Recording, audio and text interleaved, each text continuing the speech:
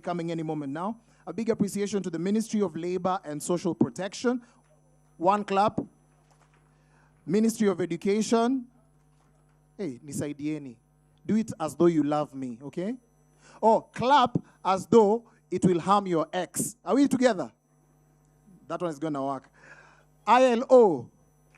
Hey, it's becoming louder. GIZ. Huawei. They are actually our official technology partner. USIU. Mount Kenya University. M-Pesa Foundation. Z-Tech University. Lukenya University. Call Africa. Swiss Contact. Meru University. Mizizi Elimu Africa. NITA. TVET. KNQA. By the way, how do we pronounce it nowadays? Cusps. Coops. Yeah, Coops is easier. Let's agree it's Coops, right? Yeah. So, thank you very much, and clap for yourselves for being very patient. Without much ado, I'd like to welcome the following individuals who are going to be representing in the next part.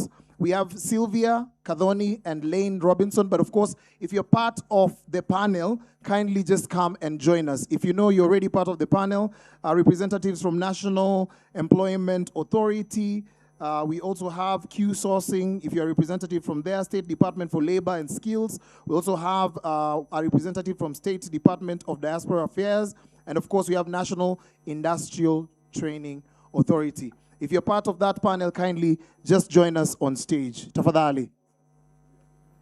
Sylvia, you can take over.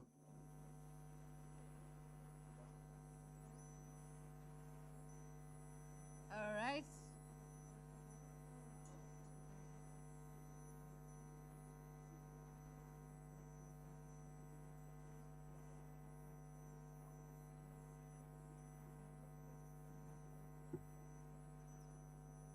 So as they make their way up to the stage, I want you to know that I want to make you part of the conversation. So if you have questions, keep them ready, keep them rolling. Sir.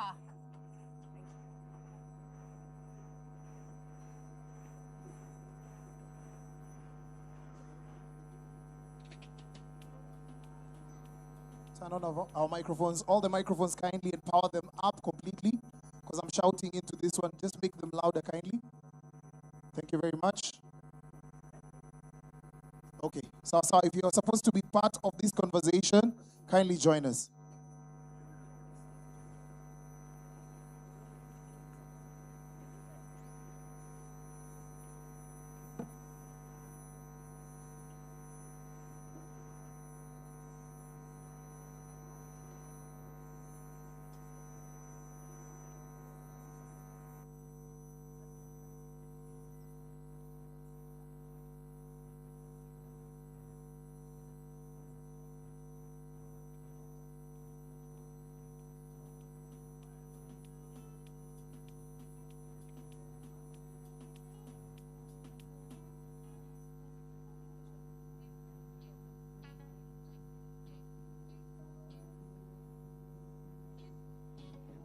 So, ladies and gentlemen, this is the dream team. This right here is the dream team. And I'm going to ask you, ladies and gentlemen, to give a brief introduction of yourself. Tell us your name and what do you do in the interest of the audience.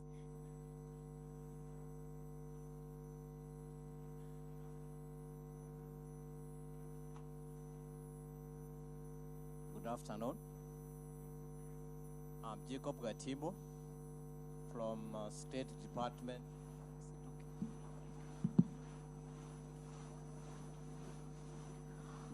Good afternoon. My name is Jacob Gatimo from State Department for Labor and Skills Development. Specifically, I'm in the Directorate of Labor Migration Management, but a seasoned labor officer. Patrick Mbonye, Q Sourcing South-Tech Group. We operate in Rwanda, Uganda, Kenya, Tanzania, and South Sudan. And our focus is workforce management with attention to productivity as the reward tool. Good afternoon. I'm Ruth Mailu from National Employment Authority. National Employment Authority is a government institution that is tasked with ensuring we work with the youth, the training institutions, and employers so that we act as a linkage for the youth to get jobs, for training institutions to understand the labor market demands, and for the employers to get qualified employees. So ours basically for the youth is to ensure we impact them with knowledge, understanding of the labor market, the demands of the skills that are needed in the job market. And also we do career guidance, mentorship, and we do job search clubs, and we ensure we enhance the employability of the job seekers. Good afternoon. My name is Jane Kamau. I am Director Industrial Training and Skills Development from NITA. NITA is National Industrial Training Authority under the Ministry of Labor. My job requires that once we have gathered labor market information, we interpret it into qualification packs and curriculum, assessment guidelines. We accredit the institutions that are supposed to implement that, and also ensure we do assessments. We also ensure we capacity build employees who are already working through the levy that is contributed by the employers. So basically we ensure that the skills which are out there are in tandem with the requirements of industry. Thank you. So let's start this conversation with you. How do you ensure that these skills are actually what employers need or want? Okay, because we get the information from the employers themselves. And one of the ways we do that is because we have sector training committees. Sector training committees are representatives of employers. And when I say employers, it means those in the formal and the informal sector. So for instance, remember NITA is also tripartite, like we have just learned about tripartism. So we have representatives within the sector training committees from FKE, from KOTU, and even from the Juakari, and we also have from independent employers. So we get information of what are the skills that are in demand, and also we partner with the partners like GIZ, even ILO, and we develop the occupational standards. And how we do that, we invite the people who have those skills. For example, even sometimes we have manufacturers of some of the equipment. Up there you can see one of the partners is WTS. Those are manufacturers of. And once we sit down, we come up with that curriculum, we come up with those assessment guidelines, then we accredit the institution where that will be implemented. And then we follow through. We also get some of the assessors coming from industry and we assess. Mm-hmm. Now, currently, right now in the market, what would you say are the most marketable skills? What are these employers looking for? You've heard from FKE, the hands-on skills have not changed. We still require the plumbers, the electricians. You are already aware that we have a lot of work going on even within affordable housing sites.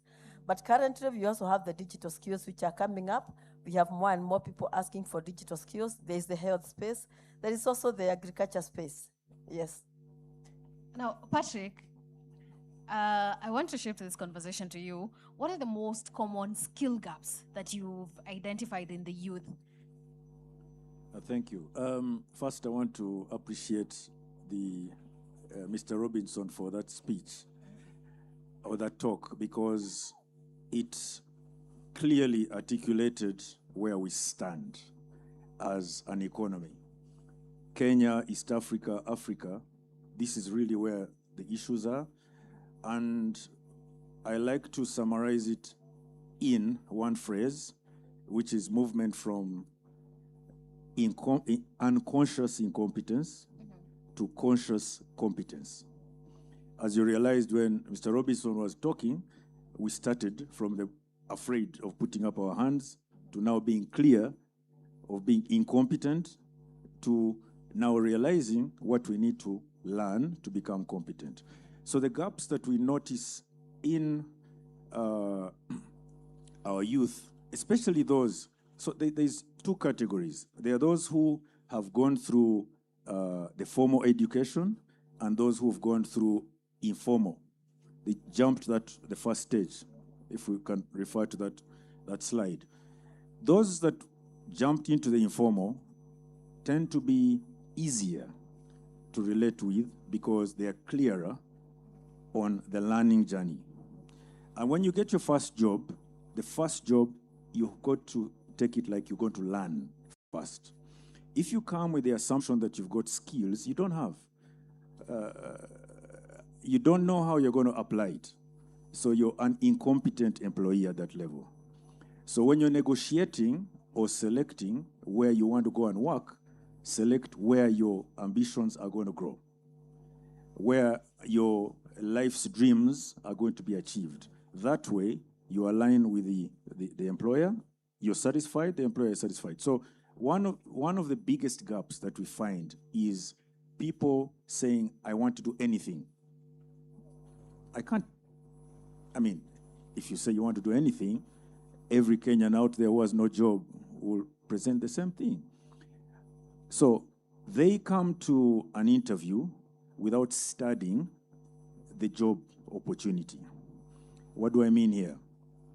If I'm recruiting you to deploy you to KBL, Kenya Breweries, say as a welder or a plumber, first study what systems, read about the systems because you've been to school as a plumber, you've been exposed to plumbing operations. So learn what systems does KBL have, what could be the opportunities there. Then when you come for the interview, you speak to that problem. So if I'm speaking to you as an interviewer, immediately I'm interested in knowing more. What can you do for me? Because remember, it's quid pro quo. You offer a service, I pay you for that. Now, they write very long CVs, and you talked about it, 10-page CVs. Yeah. That doesn't cut it. You study my problem and come to me knowing that problem. So that's one. Two is judgment. Judgment, as you start your first day at work, first study your environment. How are you going to be? We talked about contribution. I think the long list of contribution, right? In that again, back to Mr. Robinson's presentation, the last slide. How are you going to contribute to the team? How are you going to contribute to the business? Start that journey. Start to learn that journey. So, long and short of it is, when we as students, we're all students, we're all their age before, and the CS talked about his story, Mr. Mutua, Jetume, right? Go and study. Keep learning. People will look out for you because you will definitely be a problem solver in their lives. We all like to hang around people who solve our problems, be that solution provider. Okay, now, Ruth, are these words that you agree with from the NEA's side? It's talked about a lot of things. For example, the very long versions of CVs. It's a big temptation when you're writing your CV. A lot of people have this feeling that the longer it is, the more I look like I know what I'm doing. I have a lot of experience. That's why I have a 10-page CV. So what is your opinion on this? From where I sit and having interacted with job seekers at entry level, re-entry, and also those who are looking for attachment and internships, a CV, at least the standard one, should have a maximum of two pages, depending on the kind of the job you are applying for. For somebody who is immediately from the college, who has no much experience, no much work experience, they only have the book knowledge or the internships they have undergone, we prefer a one-page CV. Also, for somebody who has worked, say, like for 2-3 years, you can have 2 years, but also the level of the job that you are interviewing for or you are requesting. If you are requesting for a managerial position, your CV might be a bit longer, but also we have come up. Most of the employers have come up with digital way of going through CVs. What happens? Your CV should capture the keywords in the advertisement as according to the employer requirement. So make sure you tailor-make your CV to suit the position which you are applying for. So a long CV does not mean you'll get a job. A short one does not mean you lose a job. So make sure you tailor-make your CV to capture the keywords in the advertisement. Because we have, basically, most of the employers are using AI tools to do shortlisting. So make sure your CV captures the keywords in that advertisement. Thank you so much. I'd like us to cross the border because we're talking about labor migration. Let's cross the border. There's this youth, there's this student, there's this recent graduate sitting in the audience, and they want to know, how do I get this job in Qatar? How do I get this job in Italy? How do I cross the border, go to Spain? And this is where I need a lot of your opinions, Jacob. So, ladies and gentlemen, he said he is from the State Department of Labor and Skills Development. Here's Jacob. Jacob, my first question for you is, how does the State Department ensure that or implement, what are the implementations that are that you've put into place as the ministry to ensure that these youth actually get the jobs, they actually have a fair competition space when it comes to them actually acquiring jobs or actually applying for them abroad? How do you, in short, how do you crowdsource employment for youth outside the country? Thank you. Let me state this clearly so that my CS, I think, has said it severally. As a ministry or as a department, what we do, we try to provide pathways, legit pathways where once you go through those pathways, you'll have no problem when you land on the other side. When it comes to what do I say? When it comes now to doing the actual job of recruiting and having these opportunities, we have what you call private employment agencies. But sometimes we also have government to G to G, where government has negotiated for some opportunities, which we do, maybe we may do recruitment through the government or through the right institutions, which identify the people who are needy. But as a caveat, I'll say, and I'm talking to these young people, there is a danger because you are not willing to go and look for the right information in the right place. Like so many people are asking, how do I go to Italy? And scammers have already come in because you heard the other week, I think, we signed a memorandum of understanding between Kenya and Italy. But actually, when you're out there, information is your weapon. When you go to, you visit all the labor offices, the national employment offices within the Republic, you'll be provided with the right information. When you go to the NEA website, you'll be able to look at these agents. But majority of you, sorry to say this, is, I don't know, it is we as parents who have these, who are operating in a hurry. Once you get an opportunity, you don't want to bother to know whether it is legit. And this is where it is starting hating us. But to be clear, the government, we are trying our level best to have what you call memorandum of understanding between outside countries, bilateral labor agreements. We also have cooperation and partnership to create the right pathways for anybody who want to migrate. So that when you are migrating, you use the right pathway. And once you use the right pathway, you are there. Not where you say, I want to go to Qatar. You are not even able to look at the visa that you have been provided. It is not a work permit. You have been provided with a visitor visa. This means outrightly once you get there, this visa is not valid for work, and therefore, from the airport, your problems start from there. So kindly connect with us, let us give you the right information, and I think we'll provide all this information for free. As we move on, we are trying to create more destinations, giving pathway to our recruitment agencies to go and identify opportunities. When the government hear opportunity where we can, we also go for those opportunities. If the other side says they want the government to do it, the government do it. If they want it to be done by a private person, we do it. Because I think one thing you have to understand, every country has its own unique problem. And when you hear they want to say, so the government to provide us. Like now we have something we are doing with UK, whereby we are taking agricultural institute students who are about to go for their internship.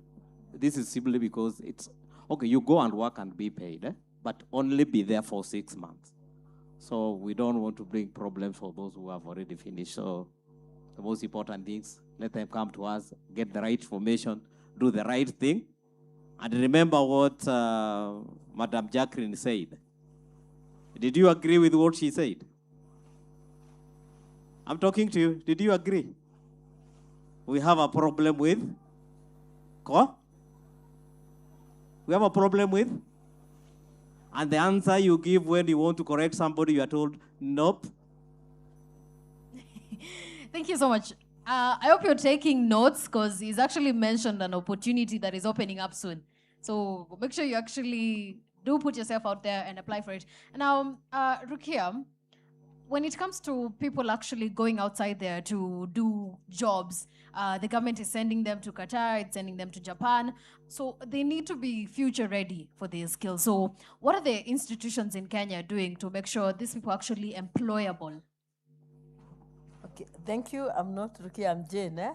Sorry, Jen. Rukia is my boss. But if you take some instances where we are preparing people for skilling, for instance, now, like the program which we all know for domestic migrant workers, we've had to sit with the Qatari, and they have had to tell us this is what we want to see in the curriculum. And if you remember, most of you, because I know you've been following, one of the challenges was if you go there and you are not being paid, then what do you do? So they told us, these are the things we do, and the people before they come, they must understand this kind of thing. If you go to other areas like where like now skills, other kinds of skills, we want to align ourselves to what are the requirements in that country. So we use sometimes development partners. We ensure that we have the workshops which are matched to that. We ensure that we inspect, they must be ready for that. But I must also say that over and above ensuring all that, the youth themselves must also do their part. It is, if I ask how many people here have degrees, almost everybody will say, I have a degree, I have a diploma. If I ask how many people here who has a good CV, they all raise up their hands. But learning is continuous. Even if you have learned something today, it doesn't mean that somebody stops there. Somebody must continuously learn. And when you talk of continuous learning, I do not mean a degree. The way we do in our graduation parties, take a degree, then you must go for the master's, and you must go for the PhD. Please don't go and sing that song to somebody during the graduation. Let us remember there are small courses which I call job enablers. And these job enabler courses, most of them are actually free. And if you cannot go for some of these courses that enable you to really perform on the job over and above this big degree we all have, then it becomes very, very hard for you to be unique in the environment. So because we all have degrees, what is unique about you? Other than the fact that some people cannot be corrected, can you do basic things like an Excel? Because those are the challenges that we are having. I'm thinking about the kind of, when we look for even casuals, we want casuals who can come and do some handling of data. And remember, in today, we are either creating data, the employers are either creating data or processing data. And if somebody cannot even process data, then there's a problem. So our youth will say, I know how to do AI. Our youth will say, I know computers. But one of the things I tell a young person looking for a job, or go back, because it is free, it is on YouTube, and you already have internet. Learn basic things like Excel. If you can do everything in Excel, if you can do everything in Word, trust me, it will be very, very easy to be recognized in a job environment than somebody who even has a master's beyond you. And those are some of the challenges that we are having. There are so many courses and they are free. The other day I was trying to learn. I'm always learning a new course. Right now I'm asking you, you can use ChatGPT, but are you using it the right way? Are you telling it to do things for you, or is it are you asking it to correct things for you? So we must understand these things, and that is one of the tricky things. Even if somebody is going out of the country, how will they train themselves to match that country if they cannot use AI correctly, if they cannot even train themselves as a catcher? It's something that is inborn within them. Yeah. Now, I want to ask this question. What are the most, or what are some of the complaints that you've had from people saying they came to Qatar, they lacked their specific skills? Can we get a few mentions, if any? Somebody's going to Qatar and maybe that specific company they're working for is calling back, they're saying, this person is lacking this skill. Most probably, what would that skill be? Unfortunately, I do remember one time, and I think maybe it's for her. I do remember one time somebody went to New Zealand, freely sponsored in everything, but an attitude. They couldn't be corrected. And there's the challenge we have here, and the challenges range from cultural, where in some cultures, they may not accept being addressed by a woman, or they may not accept correction in some certain way. Even locally, I've experienced companies complaining of somebody refusing to accept instruction. A mechanic is being asked for a spanner. The only way a young mechanic or a fresh mechanic will learn which spanner to use for where is by being sent severally. But if the person cannot be sent severally, then they cannot learn which is the right spanner for ABCD.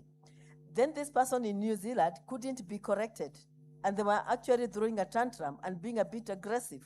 And we have what we call pre-departure training in NITA. And those who are supposed to leave, before they go to NEA, before they even apply for the jobs in NEA, they must have gone through pre-departure training. And I would recommend to the youth, if you are leaving the country for a job, even on your own, if the agent is not offering you pre-departure training, come for it voluntarily for yourself. We will give you a pre-departure training for the country of destination so that you are prepared. Some people you leave, they don't even know the currency. They don't know basic things like basic greetings. They don't know basic courtesy things. Not everybody out there wants their hand outstretched, that you go shaking everybody's hand. People go hugging, you don't go doing those kind of things. Yeah. Ruth, same question. Somebody has gone to Qatar, they're lacking one skill. What is that skill?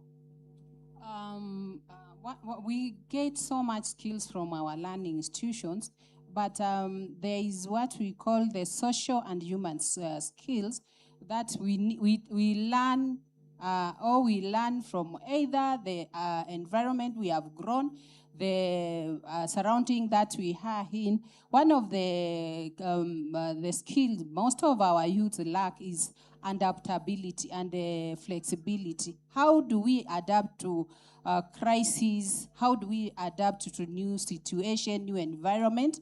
When we move from our country, and also our culture is totally different from the outside culture. How are we able to how are we able to integrate into the culture first? And one of the things that we have as the greatest barrier for our migrant workers is language. So it is good for us if you are planning to move to another country, to learn the language of that country, understand their culture, be able to adapt and be flexible to the changing environment within you, and also the issue of teamwork. We need to, when you are abroad, you need to work closely with your teams, and also there is also the issue of how do you associate with the new environment. Also, the issue of, we may say we have the technological knowledge, the AI, but at what levels are we in? So when we go abroad, we might find our AI or our technology skills are just basic. It is good for us to advance them. Thank you. So, Patrick, Jacob, same question here. Somebody is going to Qatar. What should they do first? What skills should they polish up on before they leave? Jacob? I wanted to support what she's saying, because when you are recruiting for a foreign job, the person who is going to make good use of you is always on the ground to interview you and you find that you are competent. And like my colleague from NEA has said, we have not gotten a feedback from any of the employer that we recruited a rider. He is incompetent in riding. The biggest problem we are seeing is the issue of soft skill. Like his attitude, he cannot be told, cannot be corrected. Another thing that I'll say, but not loudly, is our men and women, when they go out there, they think they are here. And Mutudo now becomes another thing that affects their skills. You know, it might not be available where you are. You are a long-distance truck driver. You go to the black market, you get it. But literally, as far as the interview and taking our people to work across the borders, the scale per se, when you talk about the scale, we are talking about the competence. We have recruited you as a long-distance truck driver. For so long, I've not had any employer who is bringing back that employee because of the incompetency in terms of scale related to what he was doing. He is always brought back in terms of there is something that is lacking when it comes to teamwork. There is something that is lacking that is outside what he learned in school. And this is one thing that, like you had the Germany ambassador here is saying, we are still pursuing the issue of Germany. What Germany has agreed we do, particularly on issue of scale, we want to develop you all out there. We want to have a dual training. If it's technical, you go to the factory, you are running what happens in the factory, you are getting the exposure to the issue of the factory, not necessarily that theoretical concept. And I think even in the medical industry, Germany has worked up with several universities for medical practitioners. They want to work with them because when you look at the curriculum of all those institutions which are out there, almost 100% is replicable to the curriculum of Kenya. But remember what FKE, the director FKE said. And for my whole life, what I've seen, whether it is locally or out there, the biggest problem is to see those soft skills which are outside what you learned. You remember in the morning when you're answering, somebody was asking you what you need to have in the CV to become a journalist, and you give a very perfect answer. It starts with you. It's not what you learned in school will be an added advantage, but what you portray you yourself as a person. This is becoming a replica when we let our people go across the borders. And remember one time we had a very big problem with Saudi Arabia, all the Gulf countries, when we were taking our domestic workers. And Saudi Arabia said, because we have seen where the problem is, before you bring anybody who is coming to work as a domestic worker in our country, first you have to do what is called home care. But to their definition, domestic workers is beyond a house girl or a house boy, because there is a driver, there is the gardener, there is the nurse. We have about 25 components of the domestic worker. Now you see, tunapeleka yule anafanya kazi ya kuangalia watoto. Now the problem is emerging where we are not taking the other category because of the household, and I think soon and very soon we'll also be exposing them. And we are saying in good faith, I think, tunasaidiana by virtue of the fact that pre-departure is really making people understand. Everybody here who has boarded a plane, there was your first time. It was not easy. Crisscrossing, even if it is Jomo Kenyatta Airport. So the essence of that pre-departure is to prepare you. We have professors here, we have whatever, but there are some things, there is always a first time, and that is the meaning of why we want to encourage to have that pre-departure, so that what you don't know, we let you know. Thank you.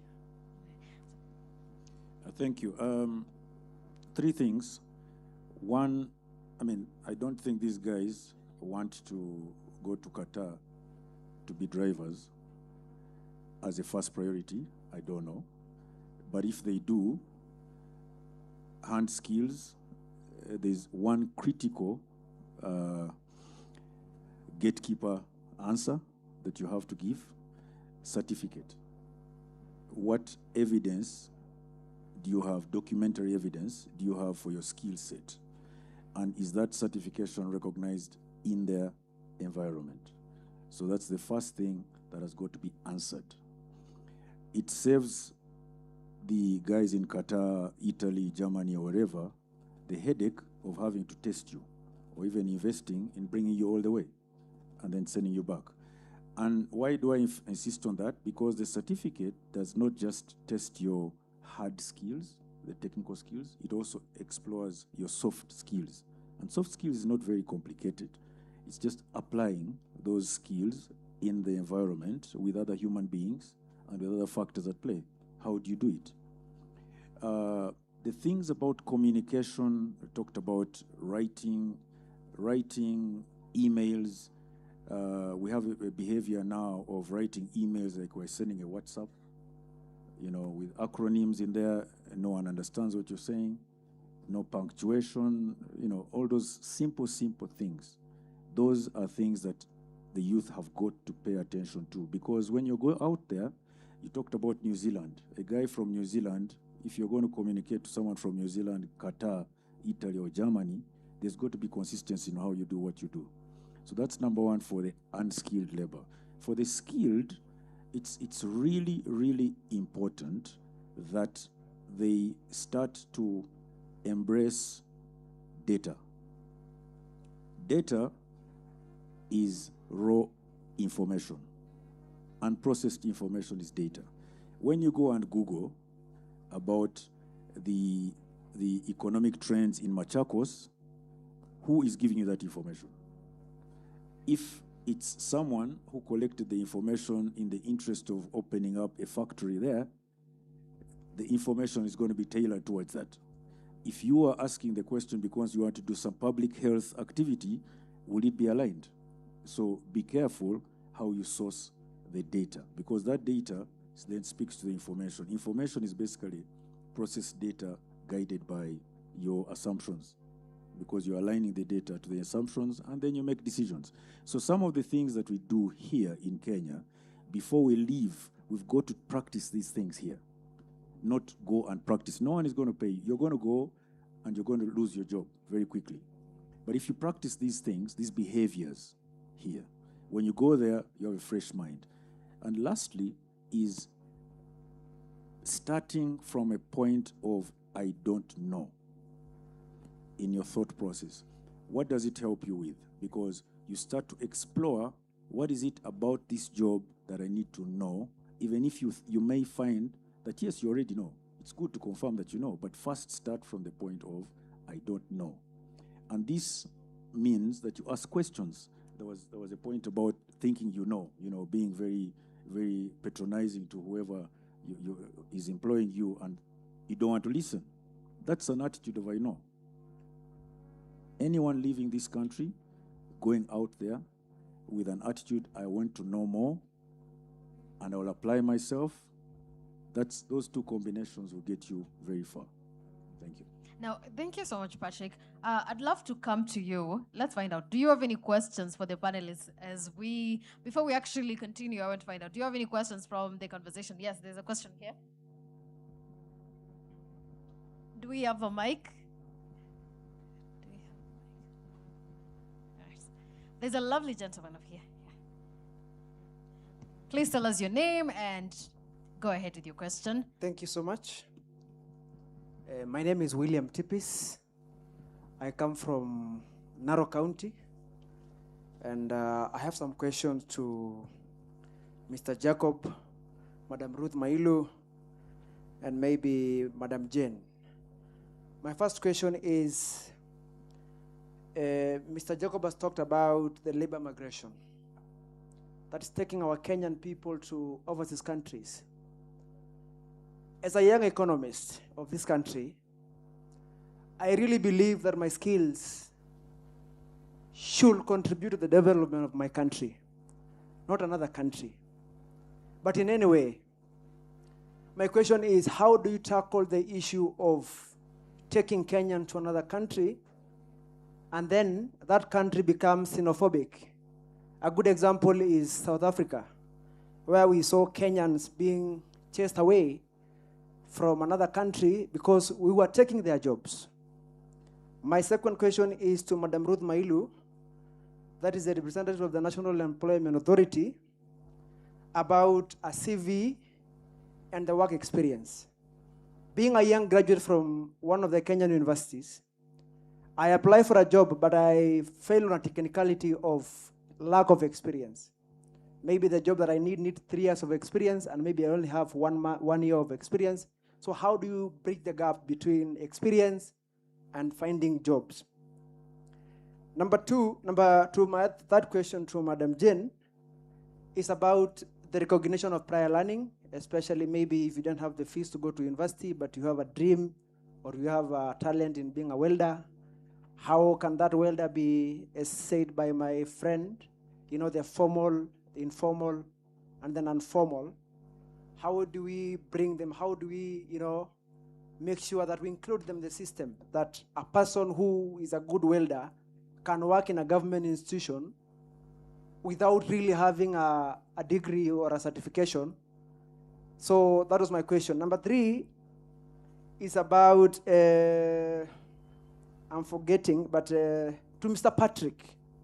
Today, the young people, we are forced to say that I need any job available, because if I try to specify that I need to be an accountant, maybe my employer tells me the available job is that of a sweeper or a cleaner, so I'm ready to take any job. So I think maybe if you can clarify on specificity. So lastly is the reason why we have youth of unemployment in this country is because I really believe myself is that our old people have taken our space. I don't want to mention names, but you realize you have a government officer who is 75 years old, for example, and I'm his grandson, and we are still competing for the same position. So I don't really understand the concept, but I think it is time to give our young people a chance to work, because we cannot be told to, we need to go to overseas countries, we need to go to Qatar. We are born here and we must contribute to the development of our country. So I think the discussion should be how can we get jobs. And I understand as an economist, we have something called scarcity. Of course, now jobs are few, but how can we leverage? Maybe my challenge is to the National Employment Authority or to our Ministry of Education on curriculum, you really have our data. I think it is so unfair for me to go to school for 16 years and then come out of school without a skill, without your preparedness. I mean, you could have prepared me 8 years ago, such that when I finish a university or a diploma anywhere, I have a ready job. I think you people are lazy in the job, because you cannot wait for 16 years, tell me,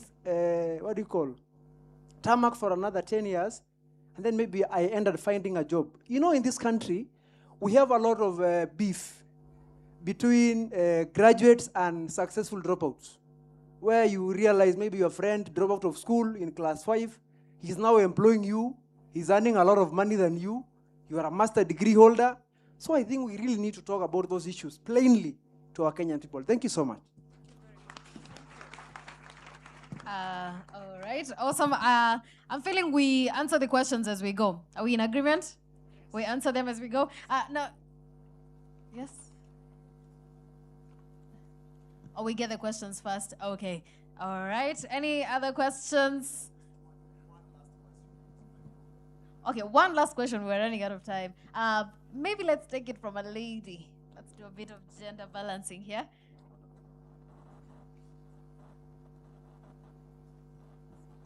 Good afternoon.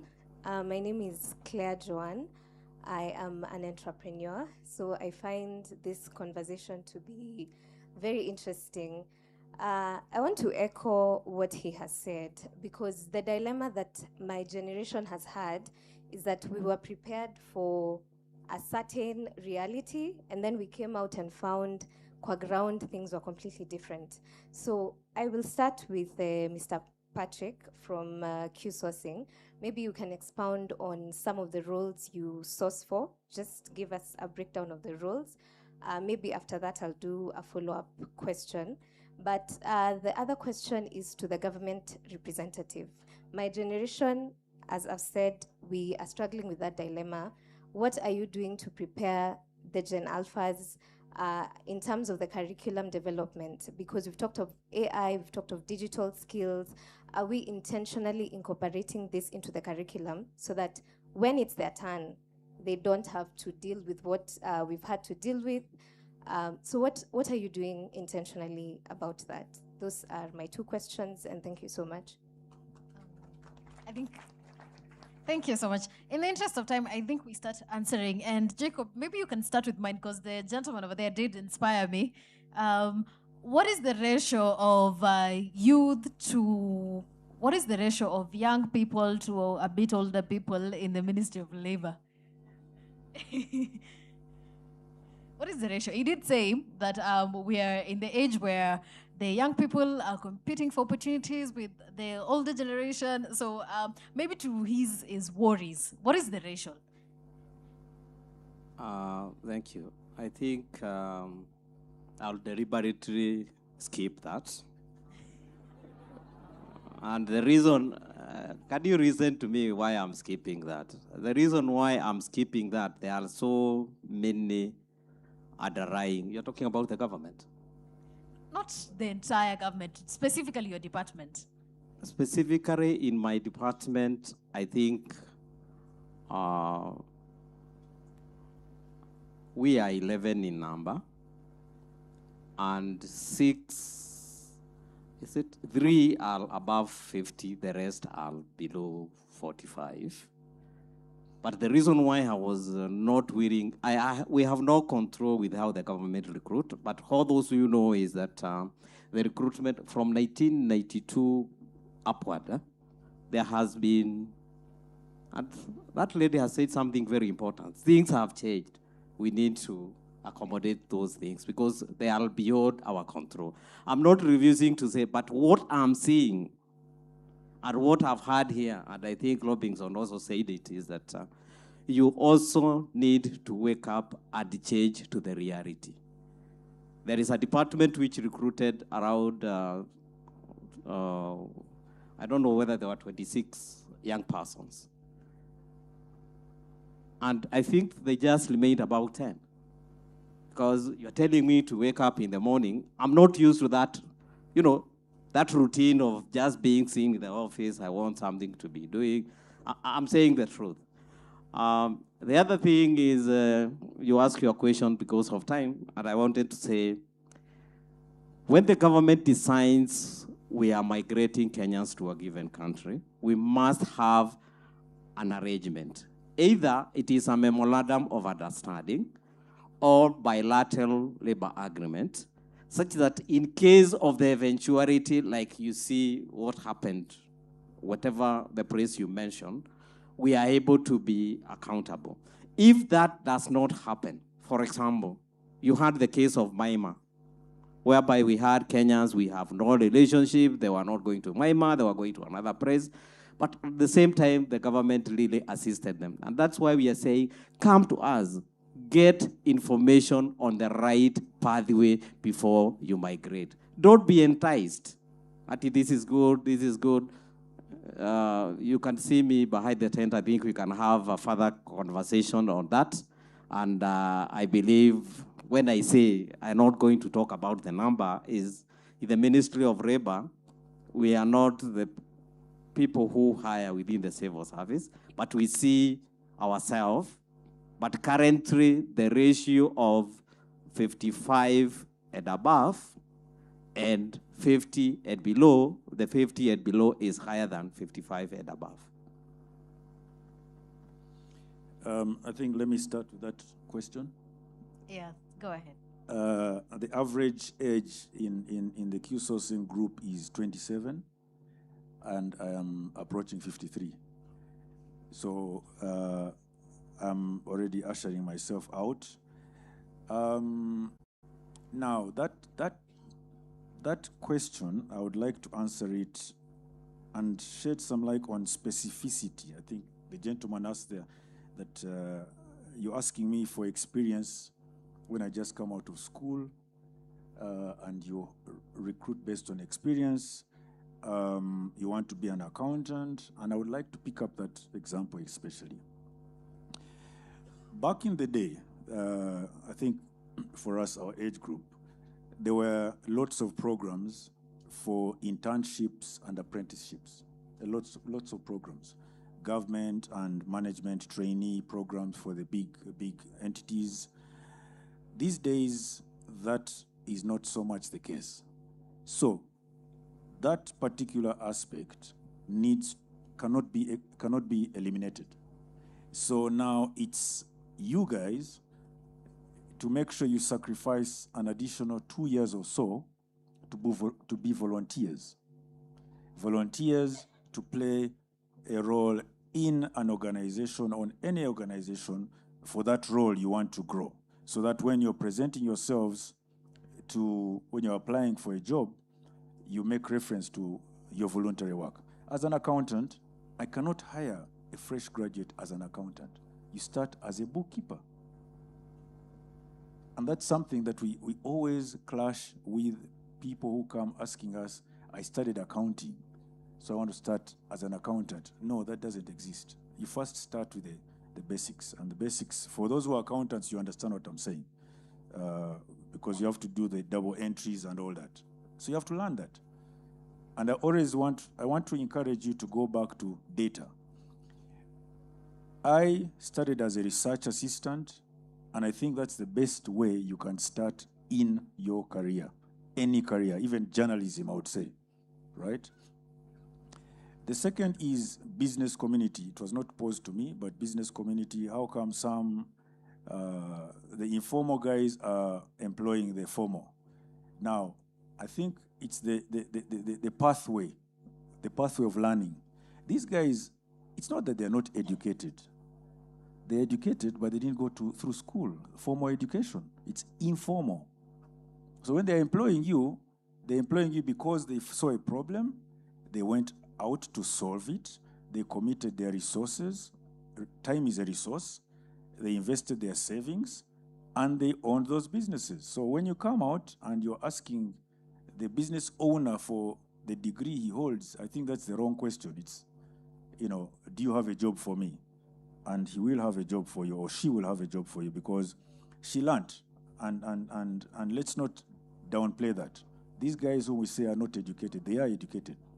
They are very educated. It's just that they don't have those degrees.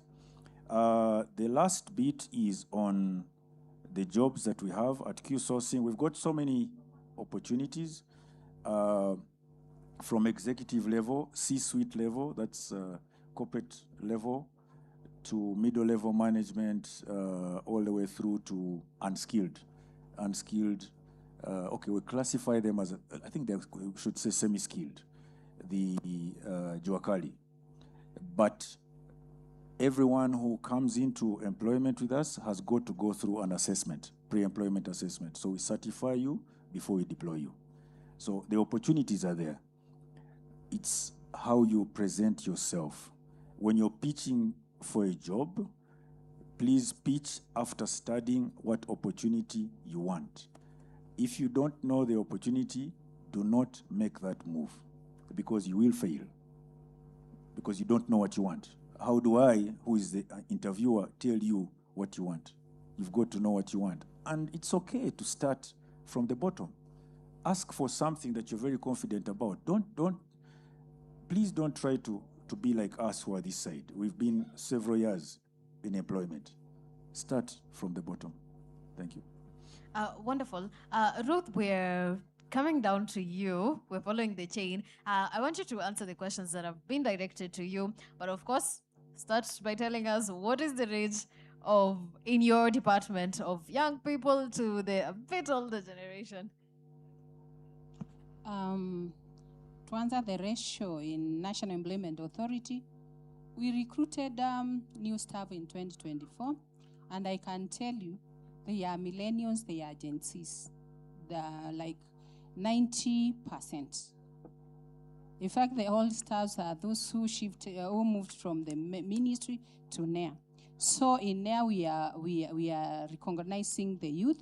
We have recruited the young generation, and in the next 5 years, most of the old generation will have left NEA. We'll have now the millennials who will be around 40 running the institution. Now to answer the question asked by the youth down, on issue of labor migration is not necessarily that we are doing brain drain as a government, but we need to acknowledge and appreciate that we have a youthful generation that is so much skilled. Our economy is also growing at a rate that cannot absorb every youth within the country. When we do labor migration, we do not do outside the league of requirements where we cannot export every skilled person from the country. There are legal requirements that are followed by the government to ensure we still have the skills that the country needs to run the economy.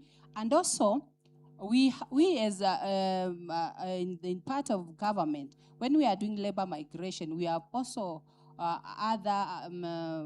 put in place also issues of ensuring when you go abroad, you gain a skill. So it is not just taking your skill there. You are also learning and gaining a skill. So you will bring that skill back to the country and use for the betterment of this country. So there is what we are calling brain gain and brain circulation.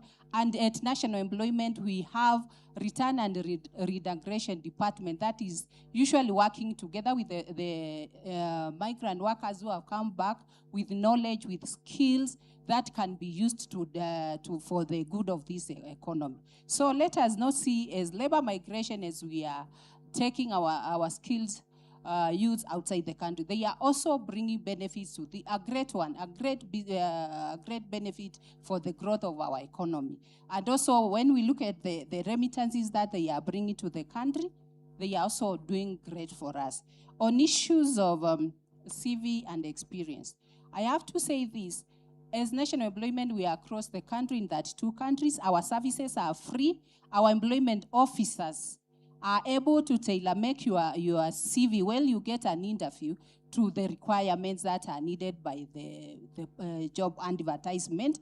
We also do a lot of mentorship and give you presentation skills when you are called for the interviews, how you are going to present yourself for the interviews, how you are going to answer the questions, and how you are able to tackle questions that are asked for you to be able to get that job. So visit our employment, county employment offices, and our services are free for all the needs that a youth requires. We do a lot of career guidance. You realize you might have gone to a college to get a skill or to learn to get a certain certificate because your parent told you to go and do teaching, or you had a role model who was doing such a course and they are doing well. And when you come out of college, you realize, this is not my thing. When you work in the NEA offices, we take you through for you to understand yourself, your interests, what you are good at, even with that the skills you have learned from college. So you are able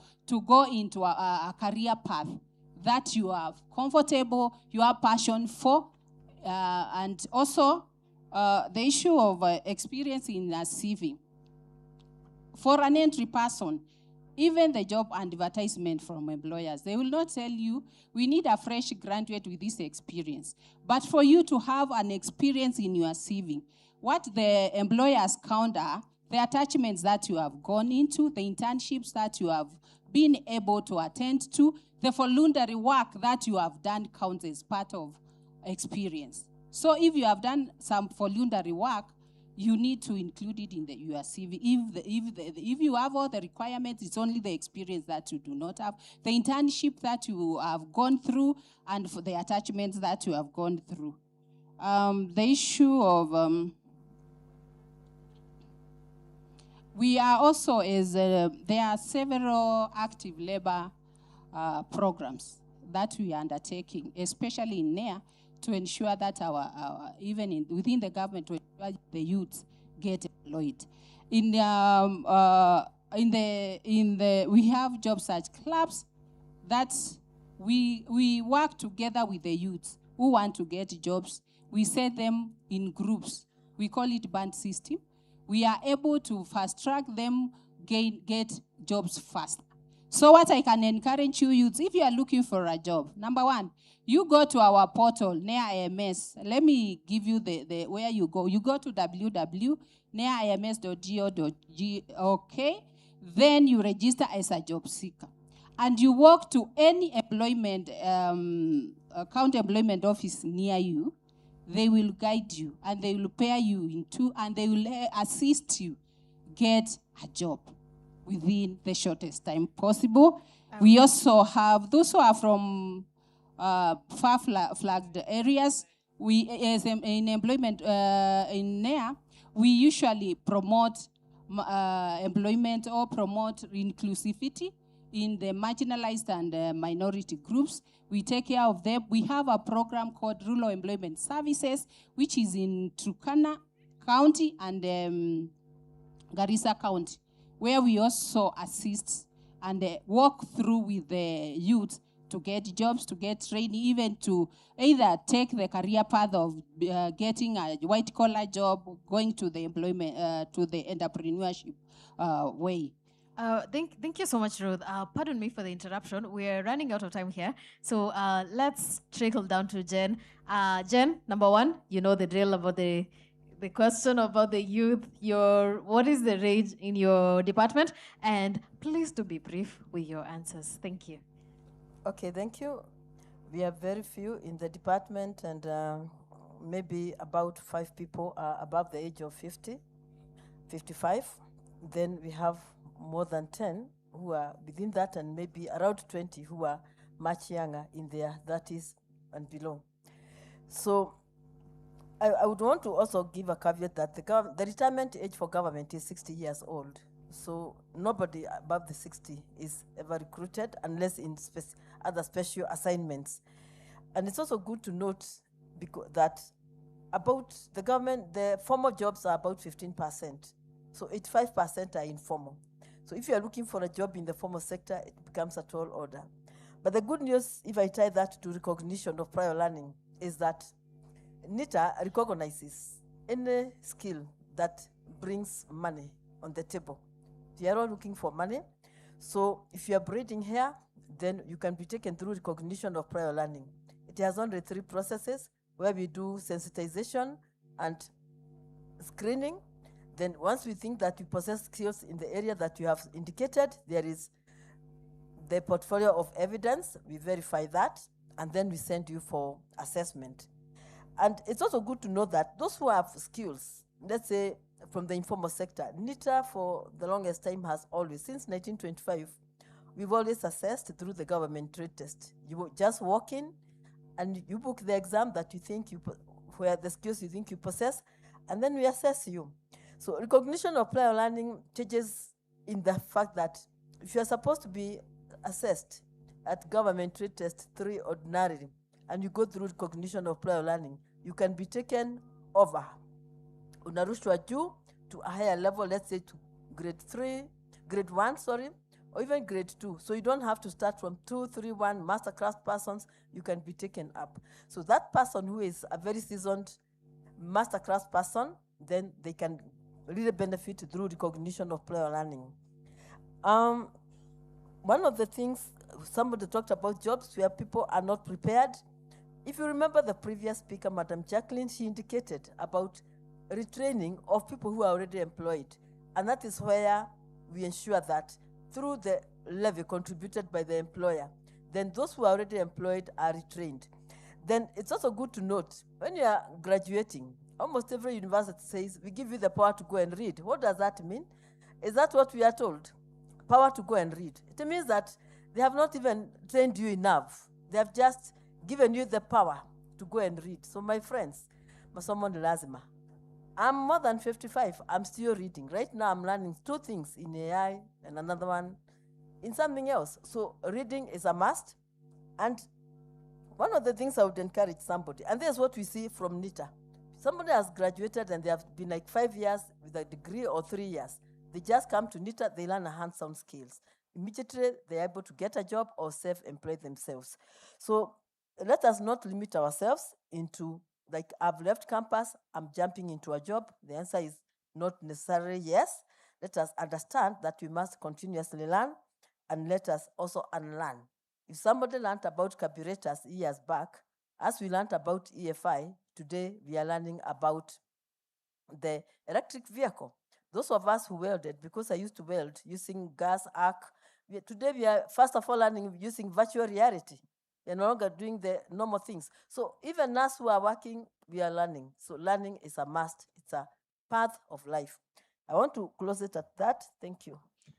Thank you so much. A round of applause for this wonderful panel. All right. Thank you so much, ladies and gentlemen. As you exit the stage, Brian Aseli is here. Give him a round of applause so he can forgive me for stealing some of his time. Thank you so much. Thank you so much to our panelists and Sylvia once again. I'm not stealing your time, I'm stealing these people's time. Some of them were sat down by 8 a.m. and really appreciate them. Tuwapigie makofi as they exit. A bunch of things that we're going to be doing in the afternoon. One of them, we have 3 panels. Amongst the 3 panels, I'll give you a chance to ask as many questions as possible. We will also have an opportunity to interact with Madam Moria. She's going to be giving us a speech in the afternoon. So I'm highly expectant that she's going to be inspiring us even more. She's Dr. Esther Thara Moria, who's the Principal Secretary, that is State Department for Technical and Vocational Education and Training, and we're going to be continuing like that.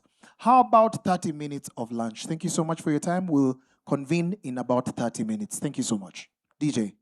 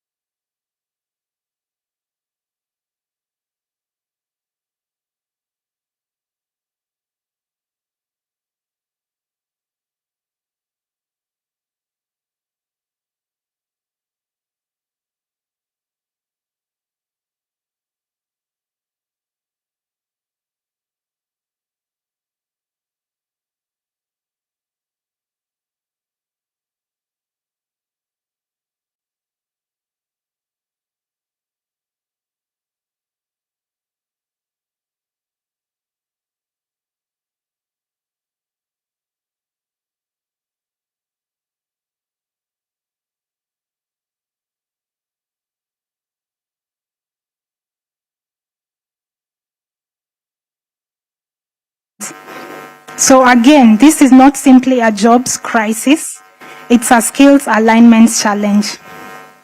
At Immobilis, where I work, we have learned that digital transformation begins with people.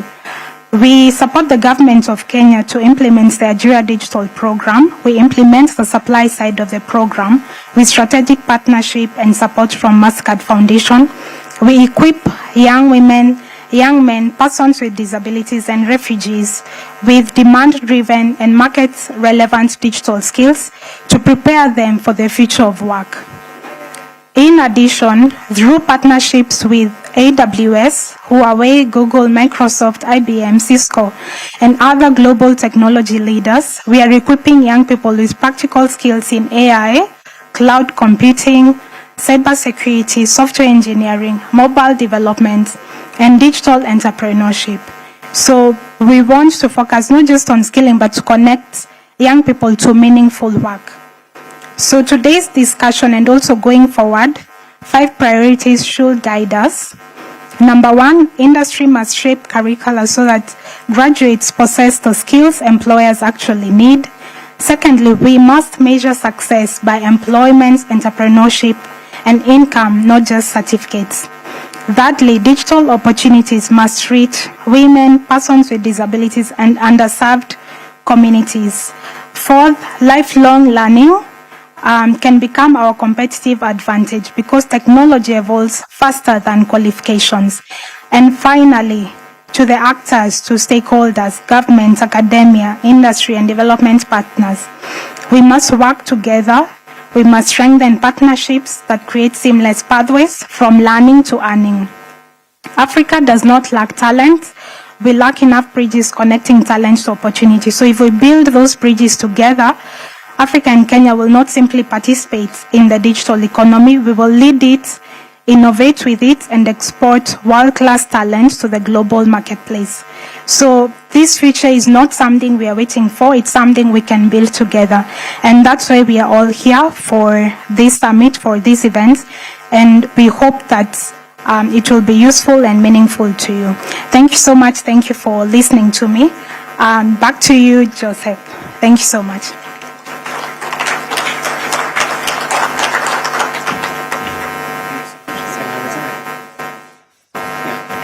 All right, please, let's give a round of applause. Thank you so much.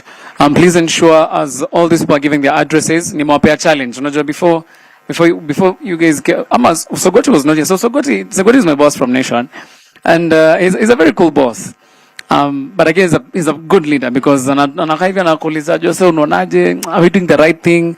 And I believe that's a really good quality of leadership.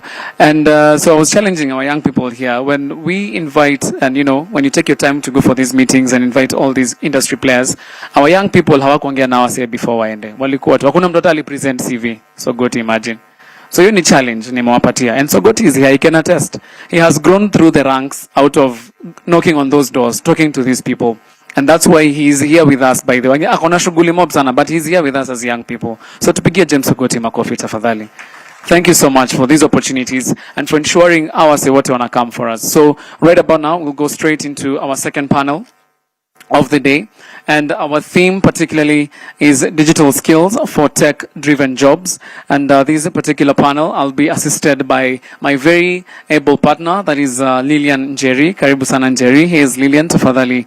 Karibu sana. Thank you so much. Let's give a round of applause. We just need to appreciate everyone as they come. Lilian is here. She's my friend. Yeah, okay. Hi, how are you?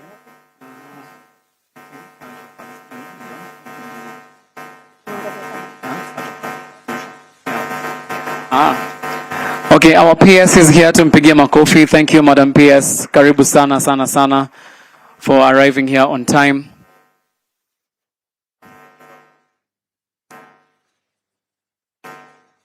Madam PS is here.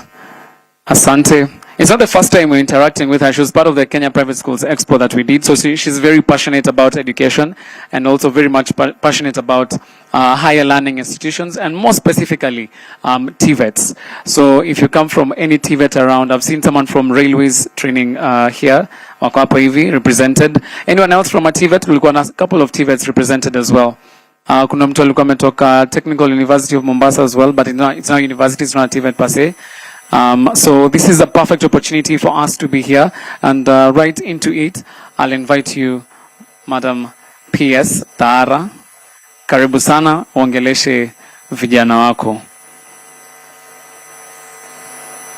Oh, sawa, acha akuje, and then tumpige makofi, Madam PS. And by the way, she's very strict. Last time she taught me how to pronounce her name, and I'm really excited to be here and to meet you once again. Thank you so much.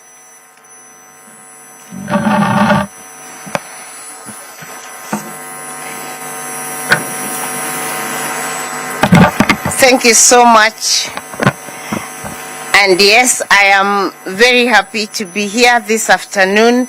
Development partners, representative from industry, heads of TVET institutions, if they are here, youth representatives, members of the diplomatic corps, distinguished guests, ladies and gentlemen, good afternoon. It gives me great pleasure to join you today as we commemorate World Youth Skills Day 2026, an important occasion dedicated to recognizing the transformative power of skills development in shaping the future of young people and strengthening economies across the globe. This year's theme, Skills for a Shared Future, aligns directly with the Kenya's development priorities, which are skills, pathway to employment, and drivers of entrepreneurship, innovation, productivity, wealth creation, and sustainability. The global economy, ladies and gentlemen, is undergoing profound technological and industrial transformation. Advances in digital manufacturing, artificial intelligence, renewable energy, electric mobility, robotics, administration, and manufacturing. These changes demand responsive, flexible, and industrial-aligned education and training systems. Kenya has made remarkable progress in expanding TVET education as a strategic pillar for national development. Investments in competency-based education and training, institutional infrastructure, curricula, reforms, and quality assurance have significantly strengthened access to technical education and improved the production of skilled human capital. These reforms have positioned TVET as an increasingly important contributor to employment creation and socioeconomic development. However, while existing reforms have enhanced the quality of skills development, the country's industrial aspirations increasingly demand institutions that do more than prepare graduates for employment. Kenya requires technical institutions capable of contributing directly to industrial innovation, manufacturing, enterprise creation, technology commercialization, and regional economic transformation. And ladies and gentlemen, at that point, I want to not read my speech, but to say that I want to encourage everybody that is why we are and must be here. We are doing well as trainers. We are doing well as institutions of learning. We are doing well, even as government, to ensure that access to education and training is ensured. That far, we can give credit to us as government, us as trainers, and us as Kenyans generally. But the question begs, to what extent are we as a country thinking about ourselves as being able to stand on our feet by ourselves? This morning, one of the former professors with whom I lived at Jomo Kenyatta University called me and told me, I can see you have a skills conference, but realize that the world from whom we acquire commodity is never going to allow us to become industrialized. And I told him, kwani tunangojea tuambiwe na mtu vile tutakuwa? I mean, are we waiting for anybody to tell us that we need to industrialize as a country? Is it waiting for somebody to tell us what to be or to do? Or is it our decision to make up our minds as to who we should be, as to where we should go? Fact is, yes, this country, if not Africa in general, has to industrialize. Has to industrialize. And personally, as a person, as an officer in government, as a trainer, I have no apologies demanding that as a country, we must put away the box and decide that we have to go industrial. Yesterday, I was in Australia at Isuzu Motors. I was at Isuzu Motors. And I looked at the components of the vehicles. I walked through the industry and checked the components of what is needed to make all those vehicles that they are selling. Of course, 3/4 of them, if not more, are imported items. So I kept asking my technical staff, so what is out of the world about this? Is it that we cannot do these things, or is it that we have not made up our minds as a people, as a country, that we don't have to wait for Isuzu International? I think it is international, but where I went, it is East Africa, to have to look for and bring components, and even the ones who are making the local content of that vehicle are foreigners. What is it that we don't have? I think we just haven't made up our minds that as a people, there are many things we can do for and with ourselves. And you young people, I dare challenge you. Please, do not make the mistakes that we, your parents, have made. Refuse to make the mistakes that we, the older generation, have made. Make up your minds that you have what it takes to have everything that we import into this country crafted right here in this country. And I want to assure you that yes, you can do it. These skills we are talking about are not just skills to make you an employed person. There are things to make you, there should be skills to make you innovators and big entrepreneurs. And yes, you can do it, and you should do it. It only takes you to make up your minds. I know it now, but I belong to this generation of many people who believe things must come from outside. So I want to challenge you, don't walk our path, please. We are ready to support you. We are ready to show you the way to go so that you industrialize this country. Because it has to be done. The other day when, I think it was even during G7, and even when there were, I think the French president was here, His Excellency the President did say that as a country, we cannot and must not think that we need to depend on everybody else. As a person, I love independence, and I love having choices. So it is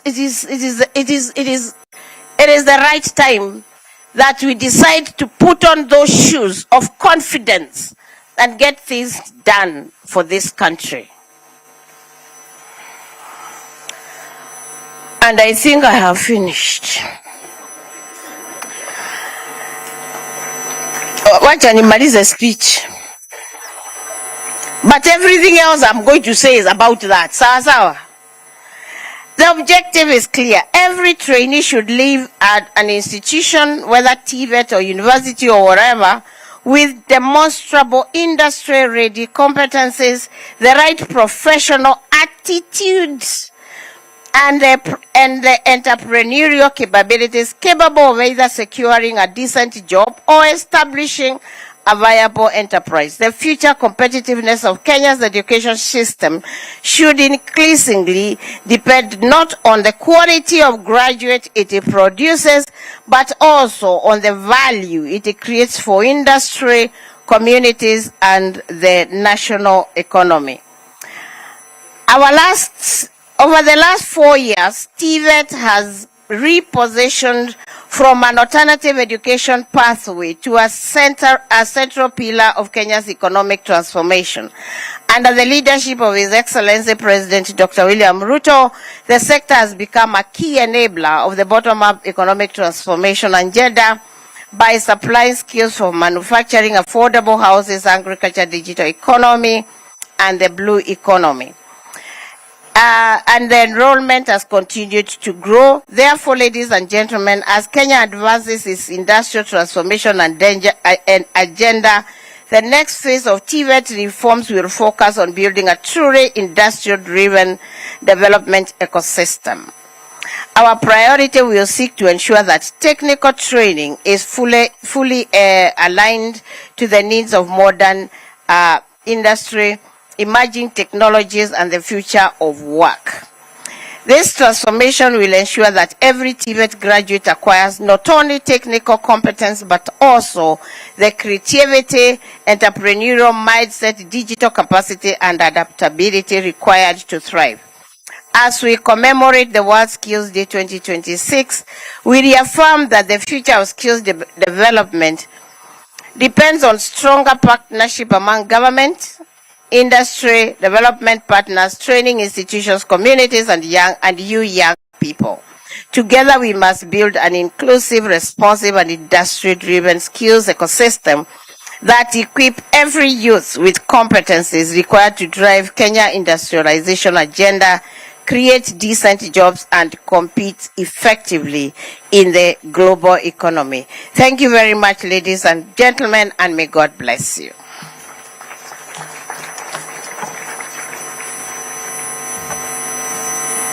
Asante sana. Tumpigie makofi one more time. I can actually attest is that she's really passionate about education and matters TVETs. And one thing she has said is that TVETs have stopped being an alternative. They're now the main focus as we speak. And I can assure you today I've actually met a friend of mine. We grew up together here. He went to Sensei Institute, and right now amepata job in this road between Nairobi-Nakuru Highway here, Mau Summit. Hapo ndo amechorwa job. Nasema I've not been paid to talk about it. I am just saying he's my friend. I've met him today. So through TVETs, I can attest they're actually working. Sindio? Nimepea an example. So please, tusumbuane sana na white collar jobs. Pia blue collar jobs are also there, and they're paid very well. They're paid by the hour. So you can take up that opportunity and go move forward. I mean, if you go to the States and go do a course in plumbing, when your sink just leaks kidogo and then you call a plumber. Nani amewaita plumber kwake hapa? Ama umewaka na plumber? Mimi nimewahi hadi nikashangaa. Na mlipaje ido? Nilikuwa nadhani ni jokes, kumbe wasa wanalipwa do fiti. So it's actually something. So these TVETs are actually making sense. So please go more into it. Encourage your brothers and sisters to take up the same thing. All right about now, please Lillian come through to the stage. We are about to have a very short panel discussion on digital skills for tech-driven jobs. Digital skills for tech-driven jobs. And once again, I'll invite the following persons. If there's anyone representing the next persons I'm about to mention, just please come forward. We have Dr. Charles. You're going to be representing Dr. Maurice Mutisia, right? Karibu sana, Dr. Charles. We have represented from GIZ. We have Stephen Cardenio. Is he here? Bwana Stephen. Thank you so much. Karibu. We have Michael Kamau. Yuko ndani, karibu sana, from Huawei, Kenya. Thank you so much. You're doing a fantastic job. Please come to the stage. Michael Kamau. And also we have, who else? Hey, watu wetu Immobilis. Miss Edna Karijo. Ndo huyu hapo, sijamsahau. Miss Edna, karibu sana. And all these are trailblazers and they're industry leaders in their own right. We also have Dr. Joshua Ora, CEO, RCM Online College. Karibuni sana. So right here is All Matters Digital Skills for Tech-Driven Jobs. So this is your opportunity to ask questions. It's your opportunity to interact with them. And it's also an opportunity for our DPS right here to see what these particular persons seated in front of us are all about. Karibuni.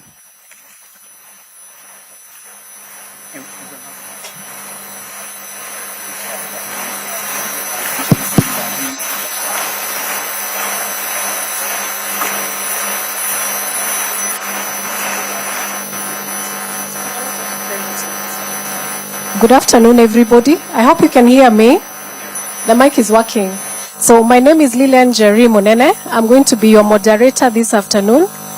I'm very excited to be among the youth. I've had a career of about 20 years working with universities. So whenever I'm near youth, I feel at home. And I love spending time with youth. So maybe try and catch me later. I'm always excited about career advisory and all that. But because in the interest of time, we're just going to jump into the questions, but I'm here today and tomorrow. So welcome, panelists. I'm quite excited about this session this afternoon of digital skills and what they can do for our society. So we've got about 3-4 questions, and maybe what we can do first, we can introduce ourselves very quickly.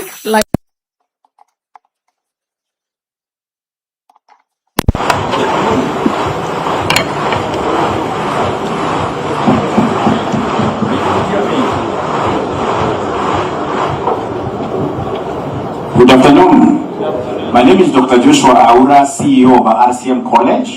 I'm passionate about this great discussion here about digital skills. How do we create value online, and what will be the return on our investment in the time we are keeping in social media?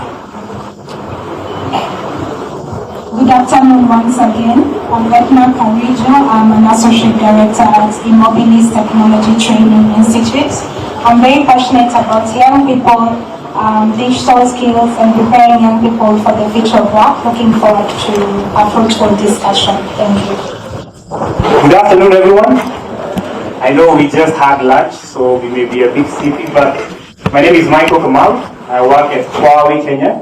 Huawei is a leading technology company, and I'm delighted to be here to talk about the programs we have for young people and some of our ideas and programs that we run for Kenya and also beyond. Thank you very much, and I look forward to the conversation. Good afternoon, everyone. My name is Cardenio Stephen. I work for an NGO known as Pamoja for Transformation. My interest in this particular panel and this space is because we catalyze the skills and enterprise development within the TVET spaces. So we're looking at how the TVET courses that are barely 90% practical can get more digitalized. Thank you. And Charles Lashoki from Zizigerimu Africa. I'm here because as much as our organization is primarily foundational learning, I'm interested in this because digital skills are not only for, they should begin at the foundational level, not at the other end of the spectrum. Thank you. Thank you very much. My name is Anne Wawero. I'm representing Grace Mary, our program manager at the Kenya Private Sector Alliance, and I'm a digital work specialist under the Youth and Jobs pillar. Under the Youth and Jobs pillar, we have a program that accelerates employability and entrepreneurship prospects for the young people. We are talking about co-creation of jobs and unlocking jobs in a business environment. So we grow businesses that create jobs, and we are also mapping talent to digital ecosystem. We work very closely with Immobilis, and we are also unlocking the jobs that are in the BPO's ecosystem, and we are very excited about the launch of the BPO policy. It's something that we've been looking forward to. Thank you.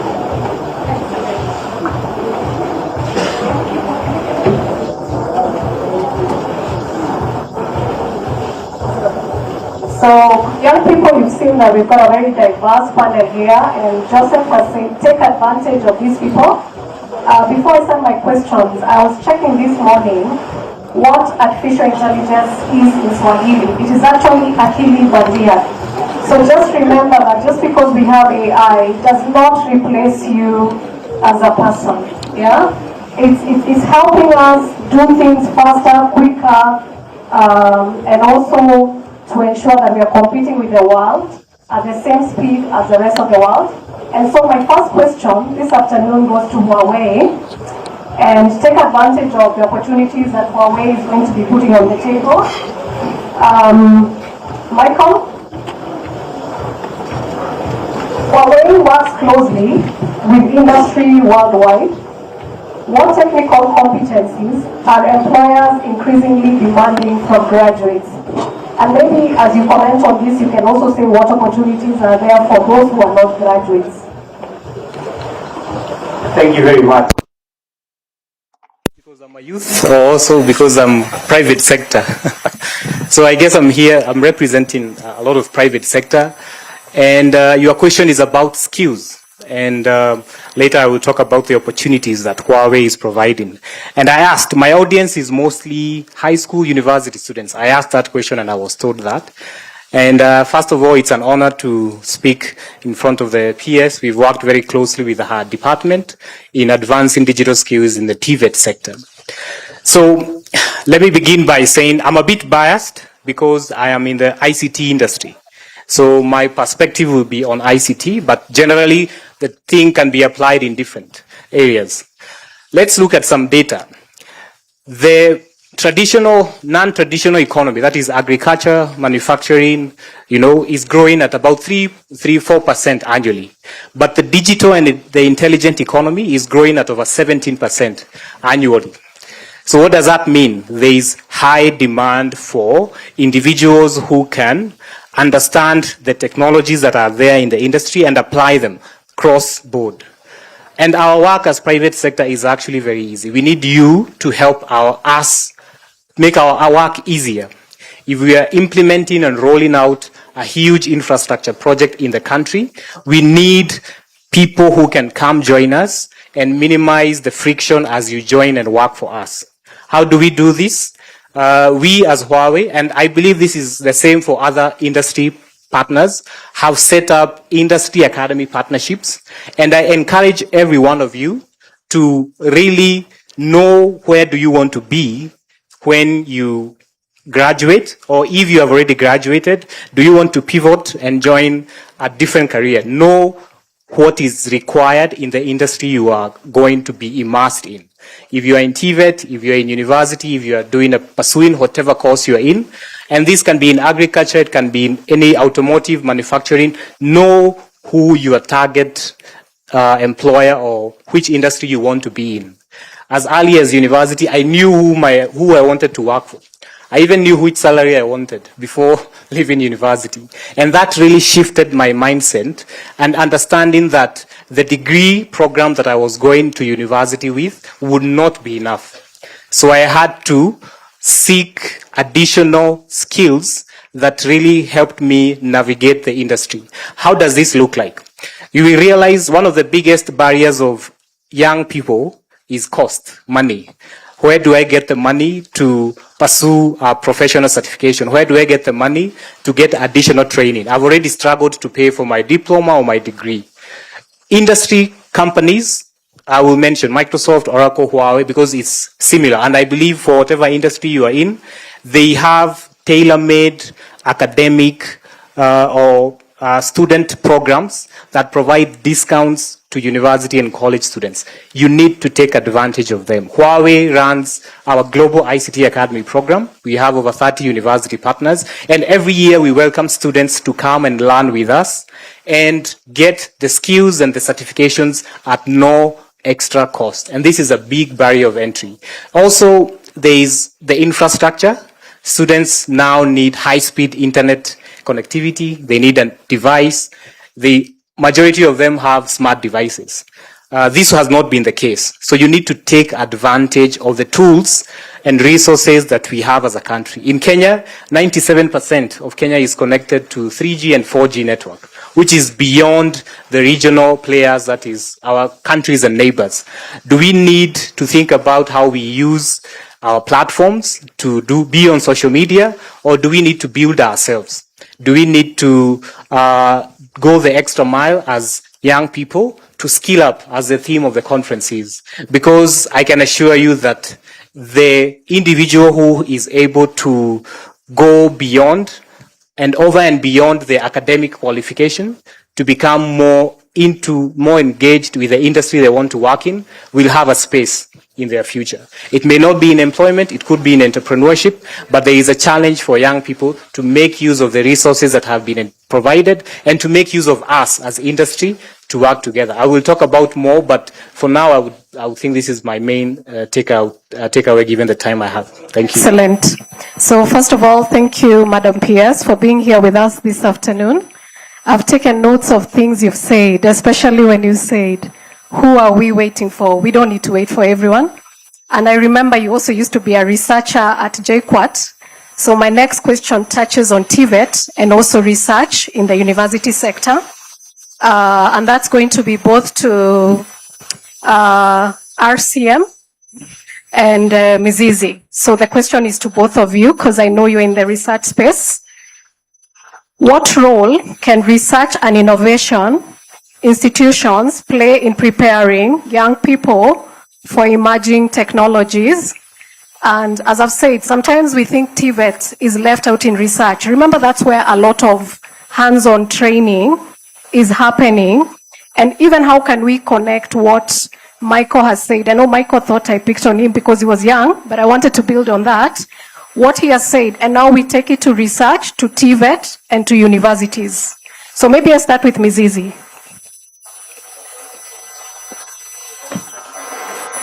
Yeah, thank you. I think that's a good question. Thank you, CS, for being here. For me, also having come from the academia, I used to teach at KU. Now I'm in the research field. I think one area that requires a lot of connection, if you look at the research that we carry out, even in the university repositories, is about reviews of researches done before. So they are not in tandem with the science. They are not catching up with science. If you are to carry out research on AI, I would imagine that someone would really struggle in chapter 2, which is on literature review, because you do not have quite a big base of literature. And that really makes it difficult for, I would imagine, a teacher in class trying now to teach, to use that research in the current setting. And also connecting the learners with the field. Those who are seated here at the university, who we are teaching currently, should find a way of connecting with the industry so that they are learning and also experiencing, such that you have lived experiences in the workplace. When you go back tomorrow, you can relate with what you saw in Huawei. We are still struggling to pronounce that. You still relating with what you saw yesterday or last month in this active factory or industry or farm. But if you are not, it's like you're in class for 4 years. Science was still using textbooks that were written by Akina PS and others before. Then you come out, the science is way ahead of that. So you are now in another field that you have to learn to survive. I think that's one gap I would point out, that research really needs to be practical research, not the review is good, but also simulations into the future on how science is evolving with life. Yeah. All right. So in terms of research, I've also been quite a researcher in some of these universities like JKUAT, Daystar. I've supervised students. So students will come up with a very good concept paper. They do very good thesis, which even goes ahead and be published in this corpus Q1. But at the end of the day, meet these gentlemen, these ladies outside, who did very good research, where in this case here the researchers are sitting in shelves, or where in these great journals, they are still looking for jobs. So then automatically that shows that there is disconnect between what we are doing as researchers and what is happening in the industry. So what I would recommend to these universities and research institutions, let's create a bridge between ourselves and the industry and the people in this case here who are engaging in this research, as our Madam PS told us. Let's be bold enough to execute what we have in our research plans. Thank you. Thank you so much. My next question goes to Ajira. The students are thinking, what are those digital skills that they have straight away, they can go into work? Because more and more there is a conversation about working as you're building other skills. Ajira, maybe you can share with us the context of what you're doing. Is Ajira with us today? Oh, sorry, Mobilis, sorry. You're the ones having the Ajira project. Sorry. I think we'll answer it as both Immobilis and KEPSA. Okay. They implement the Because you have the project, isn't it? Yeah, both Immobilis and KEPSA. Fantastic. So we'll Yes. answer it with All right. Yeah, thank you so much for that question. It's such an important question right now. If you look at the digital economy, it's clear that DE is already an emerging and critical driver of job creation for young people. And that's because, number one, of our demographic, both in Kenya and in Africa, we have a youthful population. The digital economy sector is becoming an alternative and a priority for young people to access work opportunities. So the question becomes, what skills and competencies do young people need to tap into this sector? Regardless of where they are. And before I come to the skills, also just to mention why the digital economy is becoming attractive for young people is because of, number one, its flexibility. So a young woman, a young man, as I mentioned earlier, you can be in Turkana, in Lamu. As long as you have internet access, you can access work opportunities.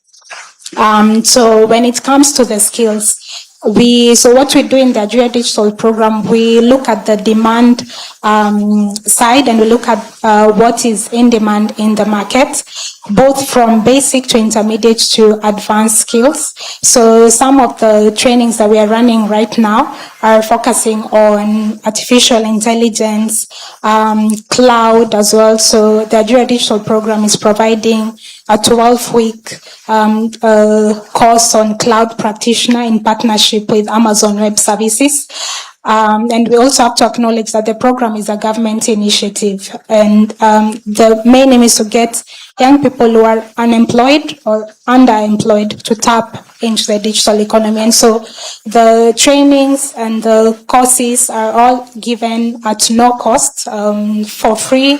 They are accessible on the government site, ajiradigital.go.ke, and they're on different levels. So basic skills, everything from how to create your digital profile, how to monetize your profile, which platforms can you get onto, to intermediate skills and advanced skills, like I've mentioned, Amazon Web Services. You get a voucher to take the cloud practitioner certification for free. We are also now integrating AI into our different modules. We have graphic design with artificial intelligence. We've introduced AI for freelancers. I know a number of young people are engaging in freelance work and digital work, and that's because of the flexibility that comes with it, but also the ability to do work remotely without necessarily having to clock into an office. And most Gen Zs and even students are taking this up to complement their income and to use that income either to pay for school fees, etc. Also, the other thing that we do, and I know the KEPSA team will also talk about this, is we support the government also when it comes to the policies around digital workers. So during mentorship, we help the young people and the mentees to understand the risks that also come with gig work, how to negotiate, how not to get scammed, because there are lots of websites where you're not sure if the work is genuine. So we help you to understand how to identify the genuine work, how to negotiate with a client so that you make sure you sign a contract before you take on the gig work, how to raise a complaint on some of these platforms, and what other areas that you should look into as you're taking on the digital work. So it's not just about the hard digital skills, but also the soft skills and how to navigate the ecosystem. Thank you.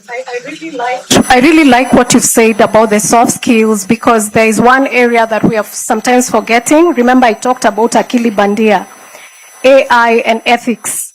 Because when we look at AI or the digital space, we are realizing that it can do everything. But I like what our panelist has talked about ethics, and I would really like the young people to take that. So KEPSA, if you'd like to comment, and I know the MC somewhere may be looking at me and telling me, we need to hear from them. I've seen. Yeah, thank you very much. Yeah, so we work very closely with the Immobilis because we look at both the supply and the demand side. And from the demand perspective, like we had mentioned before, we work with the employers. So it's in an employer ecosystem. So we unlock jobs, and in some of those jobs that we are talking about are like growing businesses that are providing jobs. So what kind of businesses will provide jobs? We have small, medium enterprises. We have opportunities that are around where young people are, whether they are in the rural or in the urban.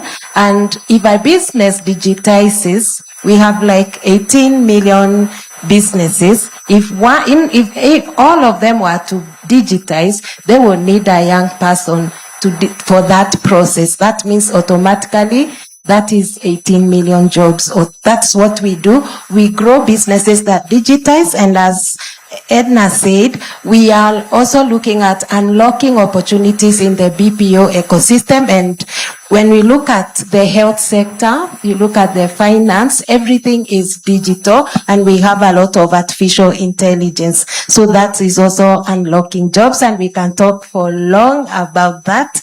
But all we want to say is that jobs are everywhere, and we are here for you. Sorry, I am rushing a bit because I'm told our young people have to speak. Bwana Kadenyo, pamoja, I have not forgotten you. I wanted to ask you the hardest question. Because that hardest question, maybe it's the message we are going to send Madam PS with back to government. We are all seated here in Nairobi. There's people in the rural sector. Could you be their voice in this room? What would we do to make sure they're included in this conversation of building, digital technical skills, and also seeing how jobs can go to them? I know most of them are possibly watching on TV. So since all the stakeholders in the room, that is it to our PS, to the young people here, and the ones in the village. Inclusion. Talk about inclusion. Thank you so much. I think that's a very good question. And one of the things that I would want to point out and actually commend the current government for, it has made a lot of effort to be able to answer that question. One big one that is related to this particular topic is the creation of these digital hubs in the TVET institutions. And as like you're aware, the TVET institutions, both national ones and the ones that are devolved, they have, and a good number of them have certain infrastructure that are very enabling, that therefore would mean none of the young people, both in the urban and in the rural places, would be left behind. Secondly, is also with regards to the kind of signature projects that are being implemented by government and also some of the private sector entities. And this is where I also see a lot of these opportunities, and a number of them have been cascaded. And this therefore means a lot of young people need to stop looking at the urban centers, at the epicenters of jobs, because there are a lot of these jobs have been cascaded. And lastly, if you look at the technology or digital infrastructure for Kenya, it is fairly advanced compared to most of the African countries. Currently, you can steadily be able to hold a virtual meeting in most of the rural places. And these digital technologies rely a lot on the internet, and this therefore is also an opportunity. I think it requires more about the mindset, and like Jose tried to challenge our young people, what is it that we do when we are on the keyboard? So this is the call, and I think this is the reason why for us as NGOs and being catalysts in the development sector, the invitation is to also to be able to integrate digital technologies into the TVET courses, because the digital courses mostly are 90% practical. That means you have to be hands-on. But there are a lot of complementarities with the digital tools that enables them to be able to fit very well within the job market. So this is what I would say. Thank you. Perfect. I liked how you wrapped it up. So, Bwana Sogoti, I think you must call us to Nation Media because I can feel this conversation needed a longer time. But in summing up, what I would like to say is I have 30 seconds. We all have 30 seconds. I'll sum up mine before we go to the young people. It's taken me back to the days of me being in TVET. By the way, I've been a board member in TVET. It's come back. So in every area, there is a TVET. So young people, even before you graduate, visit those places because we can't give you all the information here. But I'm sure in each of your TVET, there must be something relevant about building skills. That's my 30 seconds. Kepsa?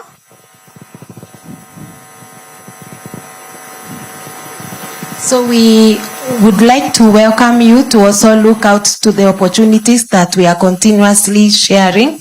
We are co-creating jobs on a daily basis, and we are working very closely with the State Department for TVET. We are so grateful for that opportunity. We also have other opportunities under the Nyota BDS, Nyota OJE on the job experience, and several other projects, including the Next Gen. So we have so many opportunities we are sharing. We are working very closely with the Mobilis on the Ajira. All we urge you is to take advantage of those opportunities. Thank you.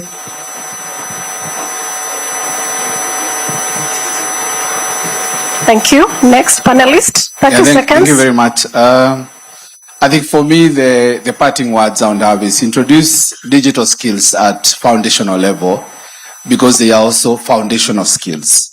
Not to make software engineers, not to make, tech people, but to make sure that these children are comfortable with tech, they are self-reliant, and they are credible. So we introduce it at foundational level as foundational skills. Thanks. And for me, my clarion call would be, and I'm glad that the PS is here for the government, how effectively would we be able to create an enabling environment, especially for the innovations? Yesterday, we were having a stakeholder engagement with the actors from the EV sector. And one of the things that they decry is the cost of importation of either parts. And yet we're saying and including our president, is the climate change ambassador. EV basically is about carbon emission reduction. So how do we make the business environment more enabling for the private sector to be able to support by giving the biggest job opportunities? Thank you. Thank you. Next. All right, 30 seconds. So 30 seconds. I think it's unfair to us to only leave it to the students. I think there are roles, and there are roles that must be carried out by the industry. There are roles that must be carried out by the institutions. There are roles that must be carried out by the teachers, because we really sometimes leave the teachers behind and the students. So it's not only the students to carry out this thing. And in May, Huawei took 12 students from Kenya to China, and they competed in the largest ICT competition, and they were the best. But coming back in Kenya, there are hundreds and hundreds of thousands of students who would seek for similar opportunities. If I was to ask every so often, I get calls from university leaders, the VCs and TVET leaders asking me, Michael, put some equipment in my school. I want to train my students better. But really, it's not possible from a capital expenditure perspective. It's expensive. So can we virtualize some of the projects that we have at the university, exposing more students to what is really required to work with us and other institutions? We came back from a learning visit in China. I think I told you that. And PS herself has been to the leading polytechnic in Shenzhen. Shenzhen is the Silicon Valley of China. I know most people know Silicon Valley in San Francisco in California. There is also a Silicon Valley in China. And at Shenzhen Polytechnic, which is the leading institution with a graduate employability of over 96%, it has 96 industry partners building at the school, at the university. And BYD is there, Huawei is there, 18 big companies are at the university with their own labs, challenging students on what they need to learn. And the model of teaching also for teachers needs to change. We need to not be so linear in our teaching. I know I have 30 seconds, but there is a lot I can say on the topic. But I really want to challenge the whole industry because there is only so much Huawei can do. We need different stakeholders to each play their active role to make our country more successful and to grow as a nation. Thank you. Yep. Sorry about the time limit, but I'm sure we'll get another chance. Mobilis, to you also.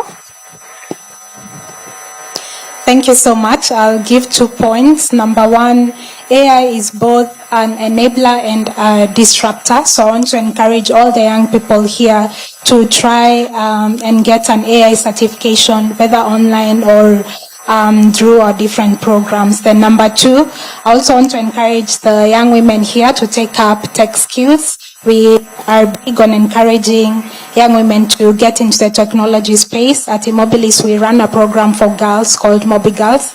So all the young girls, if you join, if you come to our institution, you'll benefit from this program. So I want to encourage the young women to get into tech. Thank you. Thank you. All right, so mine are also two things. Ladies and gentlemen, these digital spaces are working.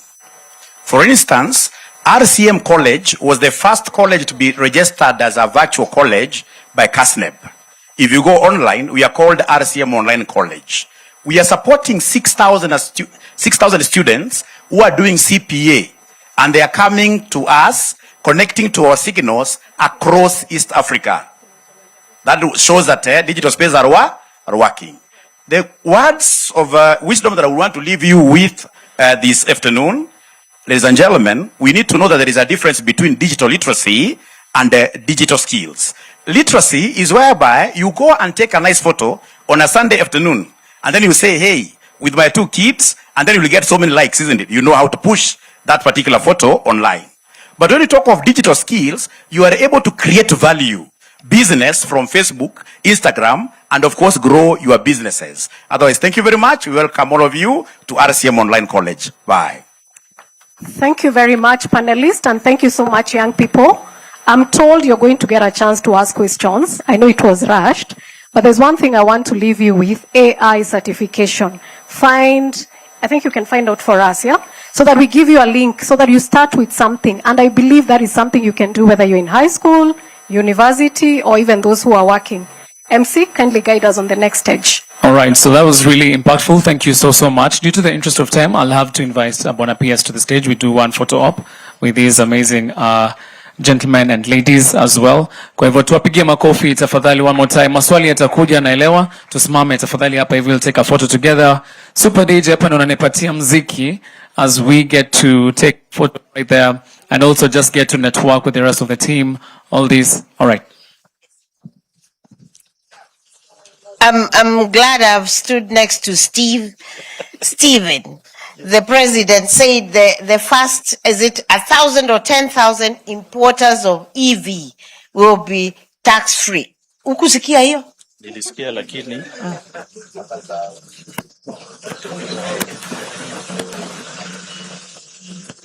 Hey.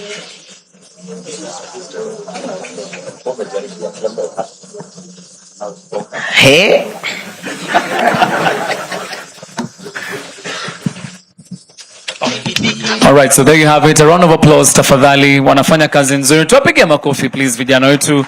Madam PS is here. Please ensure before they leave you get to at least a business card, even get an appointment with them because these offices are public offices and their offices. Asanteni sana, you can have your seats. And also Madam PS, feel free to go through our booths right there, and Sogoti will be right here to guide you as well. Asanteni sana sana. Thank you Lillian as well. That was an amazing panel. Lillian Jerry ndio huyo hapa amefanya kazi nzuri. Right about now, I'll invite Brian Aseli to take it up from here as we continue.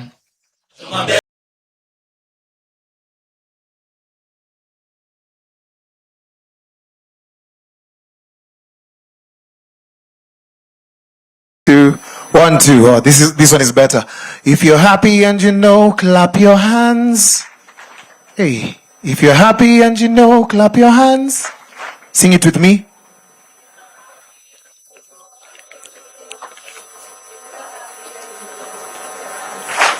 If you're happy and you know, shake your neighbor.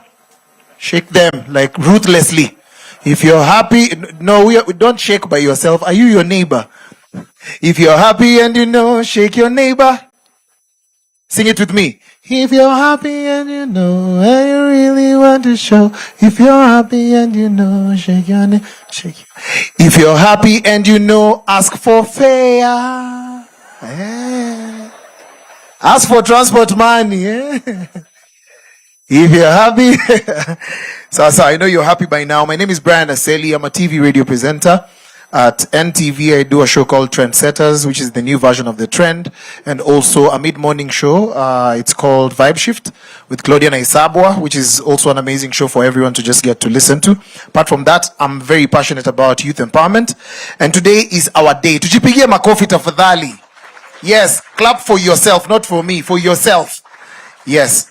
And right now, I'd like to continue with the program. Before we even get there, I'd like to just honor some of our partners and sponsors for this amazing event. It's good to say that we have friends.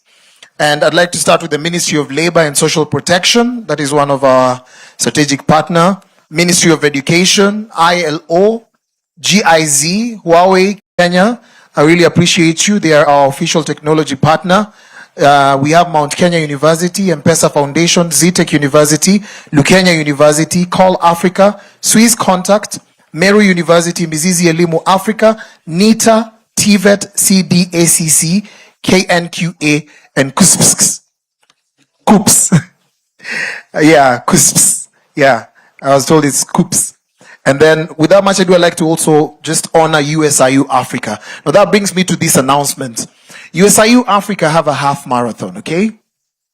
And it's such a good course, and we'd like you to actually register. Today, they give you up to 10% off. So you can actually go on to usiu.live/run, okay? Or find me, and I'll give you this QR code. You can scan and actually join in. Why are they doing this half marathon? They're raising funds for scholarships. And you can actually go check out some of their scholarships that they have, especially when it comes to Master's program. They have a very good program right there, and especially those in sciences and tech. You'd get, some of them are fully sponsored, some of them are half sponsored, but they're really good programs. So make sure that you get to go for this. The event is going to be on Sunday, July 26th. Now, I'd like to welcome my friend from Jamaica. Once again. How many of you are here in the morning? Hey, we are not taking people to Jamaica. We just have a friend from Jamaica. Are we together? Warasta wako wapi? Ni mmoja. This event is not doing good if you only have one Rasta. Wolan Shatta. Okay. DJ, nicheze doba moja ya reggae as we welcome an amazing gentleman. He's a mentor. He's an advisor when it comes to matters youth empowerment, among many more. He's going to come here back again to just give us a keynote speech as we get into a session that I'm going to be moderating. If you're part and parcel of the conversation that, hey, Mr. Lane, you have to sit down. I have to call you. You can't come like that. It's wrong. Yeah, but you have to teach us more patwa, okay? Yeah. So there's gonna be a session, 2 more panels, and then tusonge. Yangu itabamba. So tutajibamba, sindio? Hey, sawa. Ladies and gentlemen, let's welcome Lane Robinson.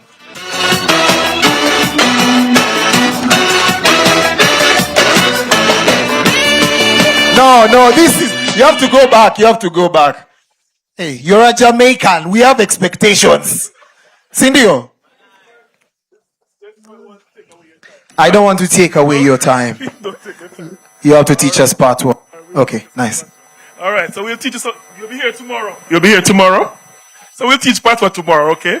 But today is a good day so far. You agreed? It's a lot of very powerful lessons for you. Are you picking up some of the notes from everybody?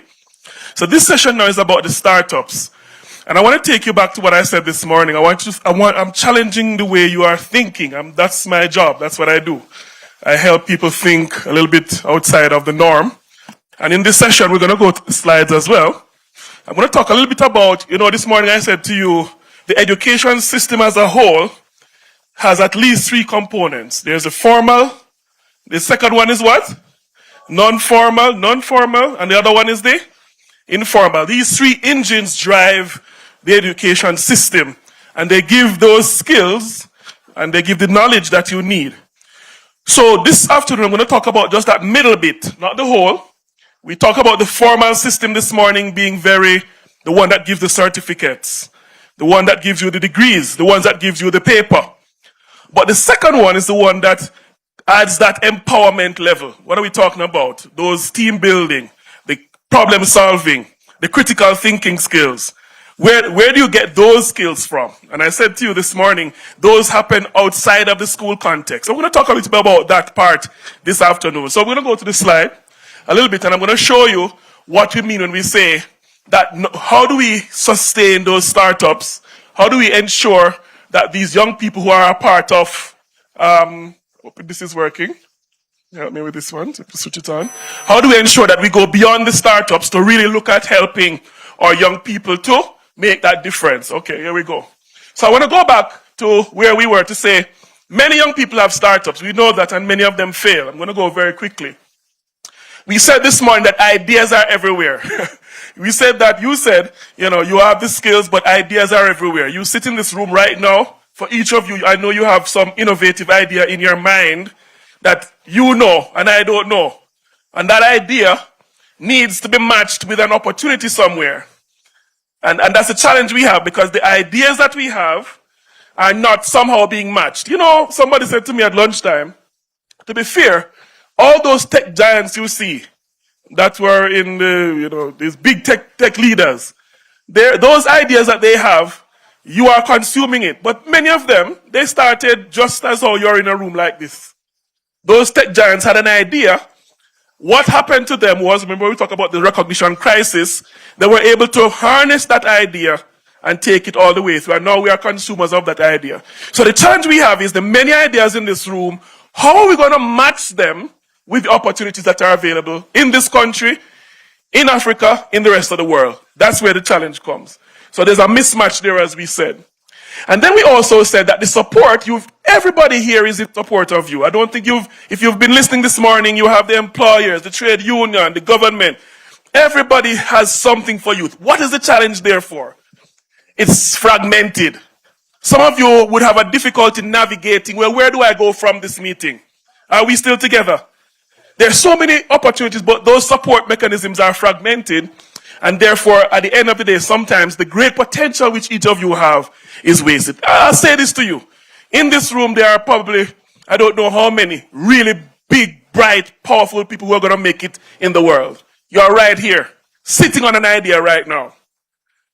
What is missing now is somebody to recognize that you have that idea and to help you. But the idea is right here. Some of you one guy came to me and said, he was burning inside his heart. He has an idea. Don't let that idea die with you. Some of us, we have an idea and then you end up going to work in a job that you hate. Monday morning you get up and say, I have to go to work again. Because you're in a function that is not your idea. You're delivering somebody else's idea. And it is choking you. Are we still together? The idea that is inside of you have to be bold enough courageous enough to take it on. Let's go further. We have invested in business development all across the world. But we need to invest in the entrepreneur, the people, you. That's what I think is important. It's the people that are the most important. And so in order to do this, I mentioned this morning those 4 steps. You get knowledge. Knowledge is becoming so common now. The value of knowledge is low. Huh? You can get it on your phone. It's everywhere. Knowledge is very popular now. That's not the issue. What we need to do is to build in capability. The session before talked about capability. What can you do? What can you do with digital skills? Some of you say you're good on Facebook. Okay, what can you do with it? What can you do? Some of you say you're on AI. What can you actually do? Like if I were to, can you make this? Can you make a website? Can you make an app? What's the capability you actually have based on the certification, even if you have it? And then it's not about even just the knowledge and the capability. It's about building character. I said to you this morning, the reason you go to school, the reason we go to an education process, an education system, is I want to be a person of integrity, a person of character. And many times we talk about these skill sessions, we don't talk about what kind of person are you, an ethical and a good person. The process of education is to create people who are not just making money, but are good, decent citizens and people. I can't see a person go through 16 years of education and come out being unethical and unkind and unfair.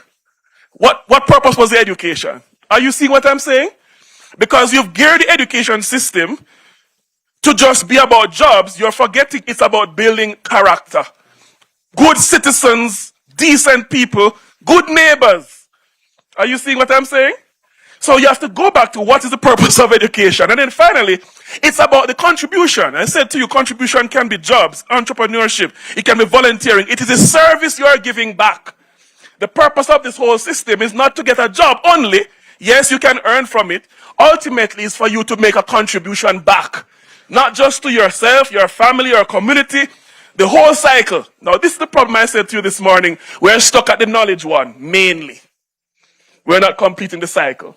So if we talk about the global how the businesses and how they grow, generally this is what we find. You might get the technical skill. What are we talking about? We talked about it. AI, digital capability. You can do things with the digital. But when we get into, everybody kept saying it from this morning, the human skills, we start having the break. Huh? Do you have that creativity? That's why you have the idea, but the idea hasn't gone anywhere. The creativity to translate it. The problem solving.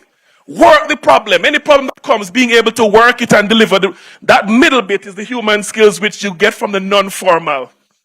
If you're in a sports club, I use sports a lot, you will, when your team is down, what do you have to do as the leader? Come on, you're the captain of the team. What do you have to do? You have to motivate the team.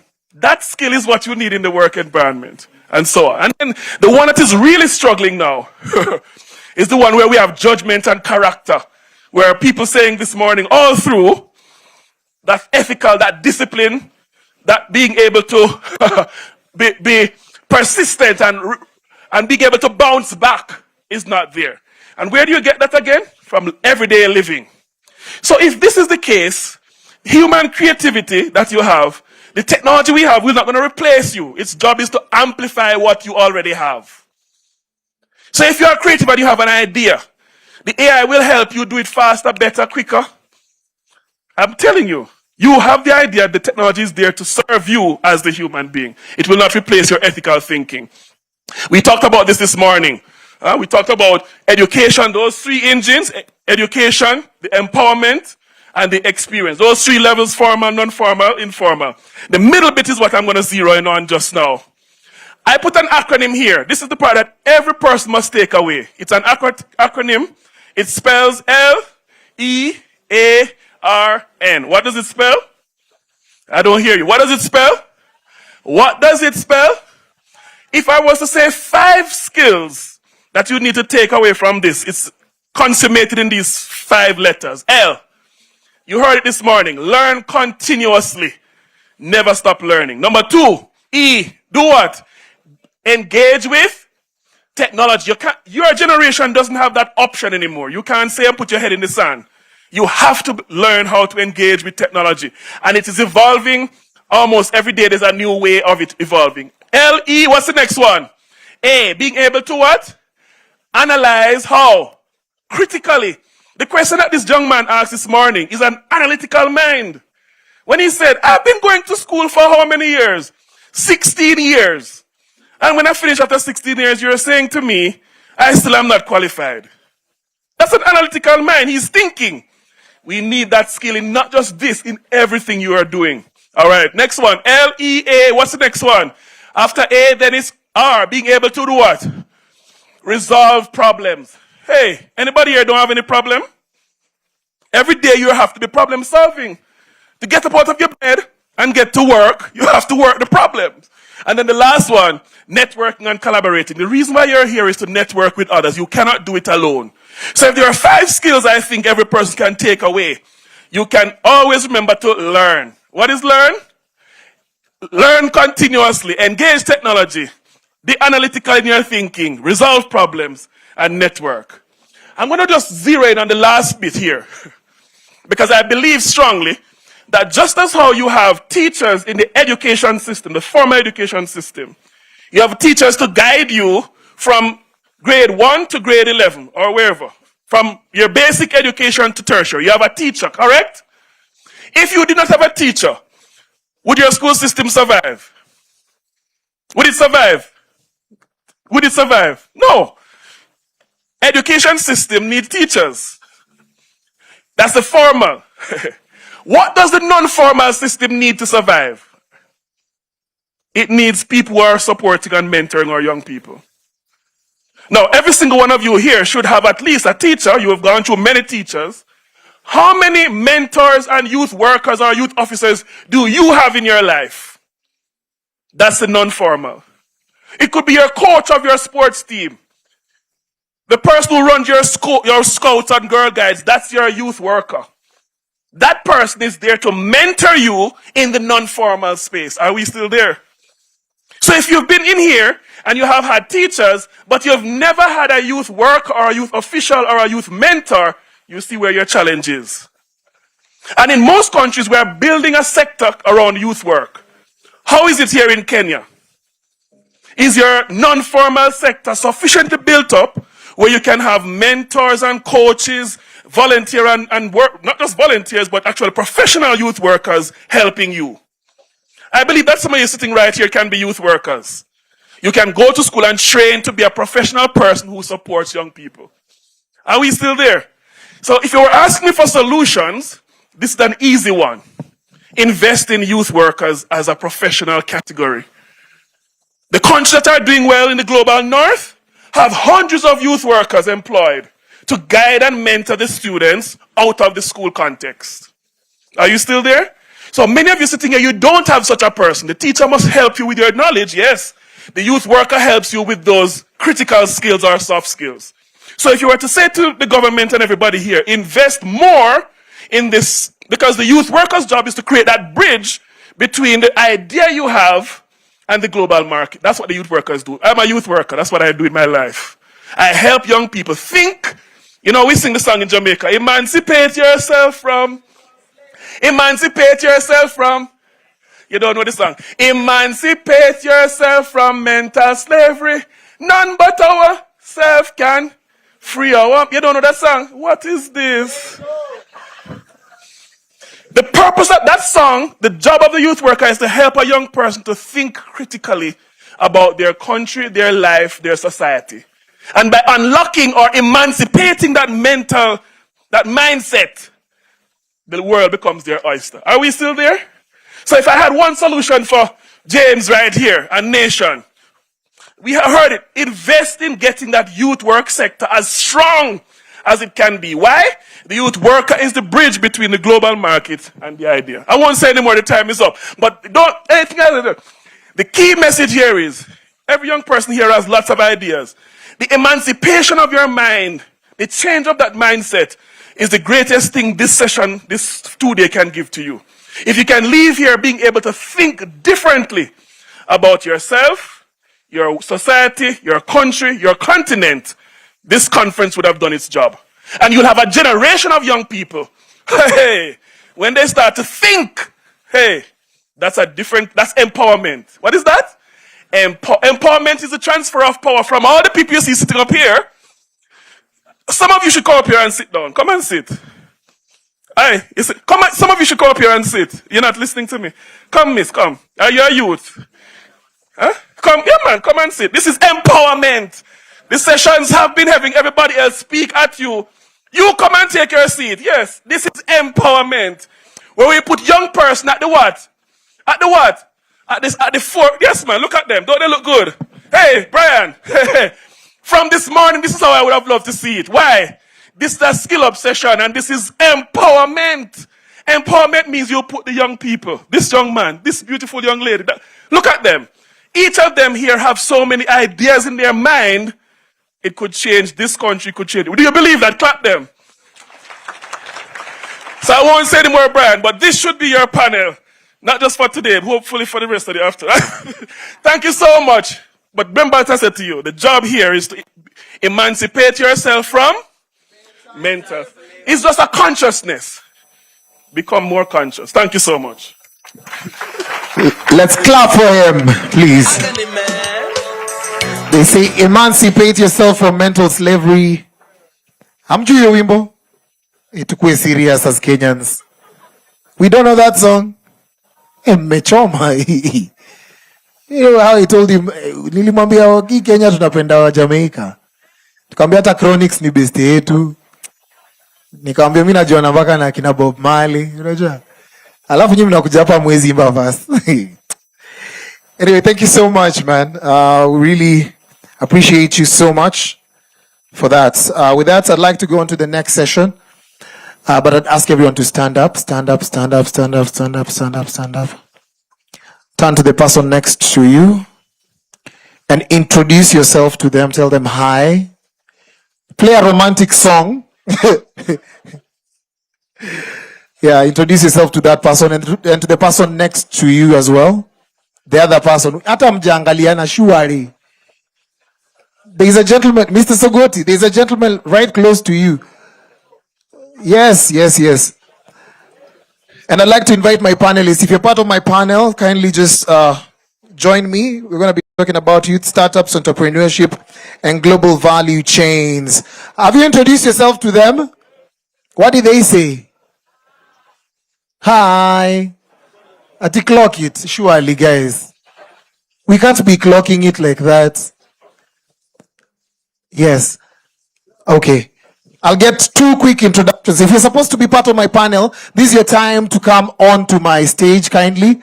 Kindly, if you're supposed to be part of my panel, we're not going to have another session to welcome you on stage. This is your time. I'd like to just ask someone to pass the microphone and you get to hear how you're introducing yourself to each other. Yeah. If you're part of my panel, kindly just come and join me on stage.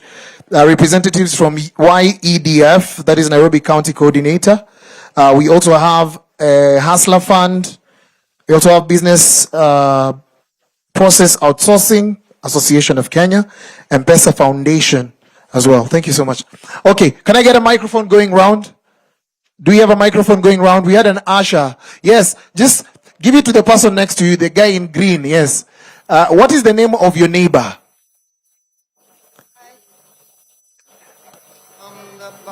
Okay, you can have your seats. I'll just randomly choose. Thank you so much. Thank you so much. What is the name of your neighbor? Joseph. Joseph. Yes. What does he do for a living? He is an accountant. He's an accountant. Yes. Hapo sawa. Give it to him. Tumpigie makofi tafadhali. Okay, sawa. What is his name and what does he do? His name is Chris. Yes. He's a student at Kisii University. Oh, nice. You came all the way from Kisii. Oh, wow. That's really nice. Tumpigie makofi tafadhali. No, guys, you can't be doing hizo jokes za wa Kisii. No, we are not doing that. Nimewaona Kenyans. Sati ni Mkisii. I've seen. Yeah. Wewe si Mkisii, si ndio? Yes, si Mkisii, guys. Anasomea tu huko, sawa? Right next to you, we have a gentleman over there. Introduce yourself as her. So, hi, my name is, and then you say her name. Hi, my name is Blessing. Hey, hi, Blessing. Hi. Nilijua. Uliye kuona. What do you do for a living? I'm a journalist. You're a journalist. Makofi kwake tafadhali. Give it to him. Just Give it to, whatever we did with that other thing. Just give the microphone to the next person. Yes. Hi. My name is Chris. Hi, Chris. Hello. I'm a business person. You're a business person. I'm a coffee kwake tafadhali.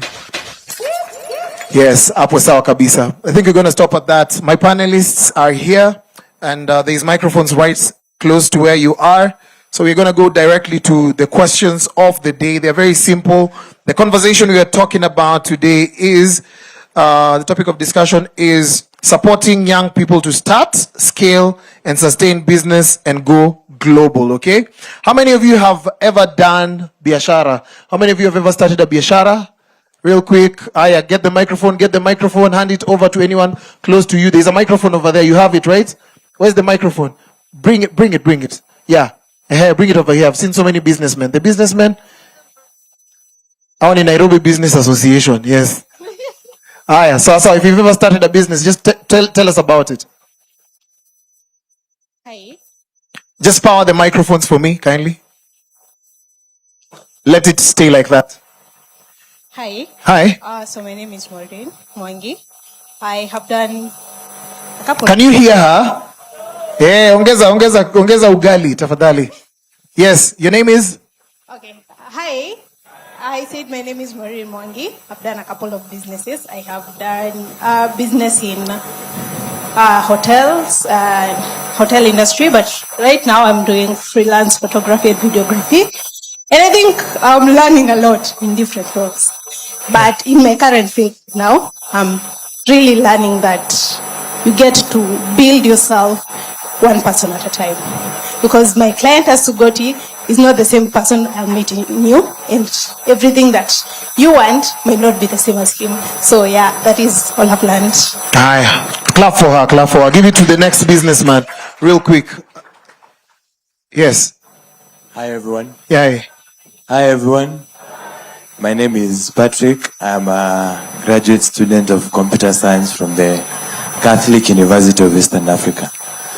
I have done business before, and I am still doing business. I develop and make websites for clients, for businesses, and for individuals, as well as plan expeditions for groups, hikings, and group trips. My take home is that every day is a learning day. In business, in employment, every day you get to learn something. Every day you get to learn something. I'll put a pin on that conversation. Let's clap for him, tafadhali. Let's make it louder. So I have my panelists over here. I don't like sitting when talking because they'll take a lot of time. So I'll start with my intros from the gentleman up until this other side. Make it fun, make it easy. There's no microphone close to you? There's one over here. Yes. Thank you, Brian. My name is George Thiga from the Youth Enterprise Development Fund. For those who don't know us, Youth Fund is a state corporation under the Department of Youth Affairs and Creative Economy. What we do, in a nutshell, is we turn young people from job seekers to job creators. That is through enterprise development, financial support, and strategic partnerships. Thank you. Asante. Tumpige makofi. Just once, like, bam. Hi, I'm Sinclair Wairimo. I'm a beneficiary of the M-Pesa Foundation. They were able to fund my skill. I'm currently a fashion designer and a business owner.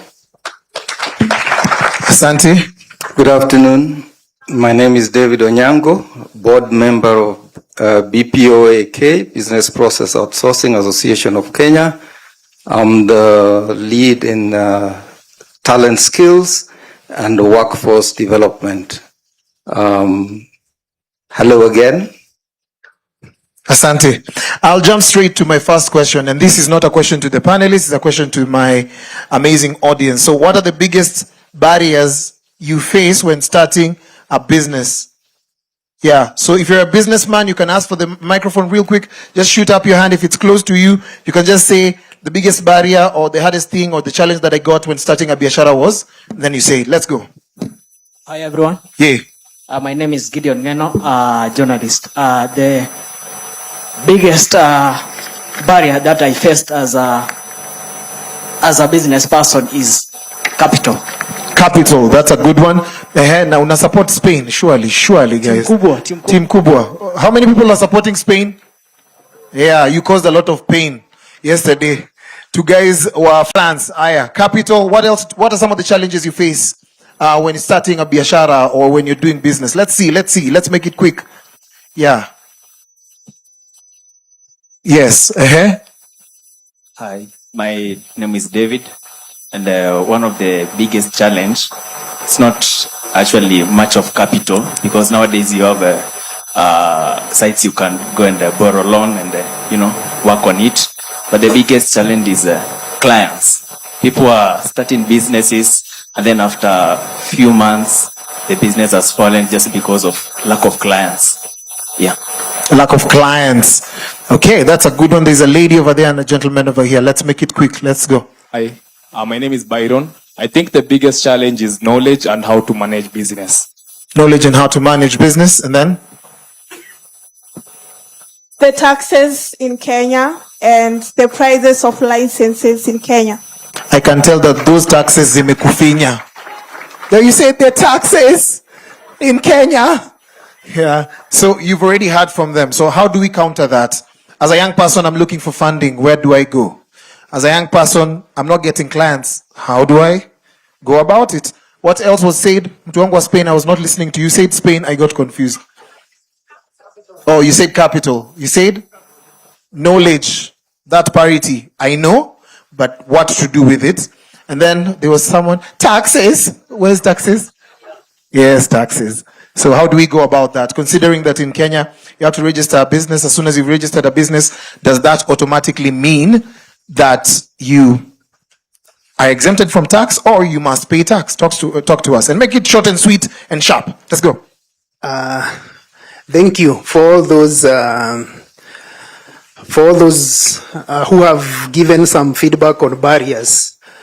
And for someone who was saying about capital, there are so many ways you can raise capital. And for us, just like I said, Youth Fund, we normally give those loans, startup, even those who are in formal businesses, but they're organized in self-help groups, there is capital. So there are so many other sources you can get capital. Then there is someone who said clients or customers, lack of clients or customers. And here, what I can say, you need to go out and sell your product or your service. You may be having a product or a service that people need, but since they are not aware, they cannot buy into it. So I think that one, you need to take yourself into the market and be aggressive to market it yourself, because you're the person who believes in it, and you can be able to convince clients on that. So I think, and when you are starting a business, you don't expect to have customers or clients immediately. There's that time you require so that people get to know your product. You get to show them the solution you're offering to them so that they can buy into it. So that one, it will take a bit of time. Then somebody also said about knowledge and how to manage. And I think this is the right forum. And we are talking about skills. Go and learn those skills. All the time, things keep changing. And so you have to keep yourselves with what is happening currently, because you cannot use the skills of yesterday for today. So you have to keep on doing that. Then somebody said about taxes, and for taxes, I think you have to really know how to navigate through it. Some of them, you need even to take yourself to maybe the KRA and get to understand, how do I pay? And in some cases, how do you do business in a way that some of those taxes you're not going to evade, but there's something we call tax avoidance. So you need to get to know. But at the end of it all, there's something we call, there are issues with governance in business, and those are some of the challenges that can lead to your business in collapsing or even failing, like lack of paying taxes. The government will come for you, and I don't think your business can survive with those liabilities. Thank you. Sinclair, do you have a breath on that? If not, you can add. Oh, I would like to speak on, I think when starting a business as young people, we just like to jump in. But like George said, it is important that you learn a skill in whatever business that you want to undertake in. So there's a lot of opportunities out here. Like for me, I applied for the Wezesha Vijana program and M-Pesa Foundation, and they were able to pay for my fees. All of it, I didn't pay for anything. I gained a skill. By the time I was going out into the market, they offered business training and they offered a little startup capital. So these things are there for the youth. You just have to look for them. Don't just jump into something. Find your passion, follow it, and look for these resources. They are there. Yeah. Sonyango. Yeah, thank you. I didn't notice many entrepreneurs here, but BPOAK is the association that brings together the operators, so the outsourcing and digital services sector players. That is what we do as an association. However, we are made up of businesses, so it is the BPOs that are members of the association. And sitting here thinking, what am I going to say about BPOs, except to remember what was said by the Secretary General of KOTU this morning. I think you heard what he said about BPOs not taking good care. But every business needs good personnel. Every business needs workers, and the workers are the young people. So in the BPO sector, 95% of everybody there would be your age. So do you want to be an entrepreneur? Do you want to start your own gig? That would be in the digital sector. Do you want to join up and do some BPO work?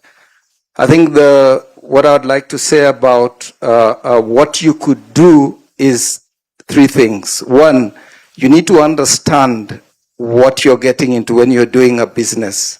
So do you have what it takes to do the business? Many times we try.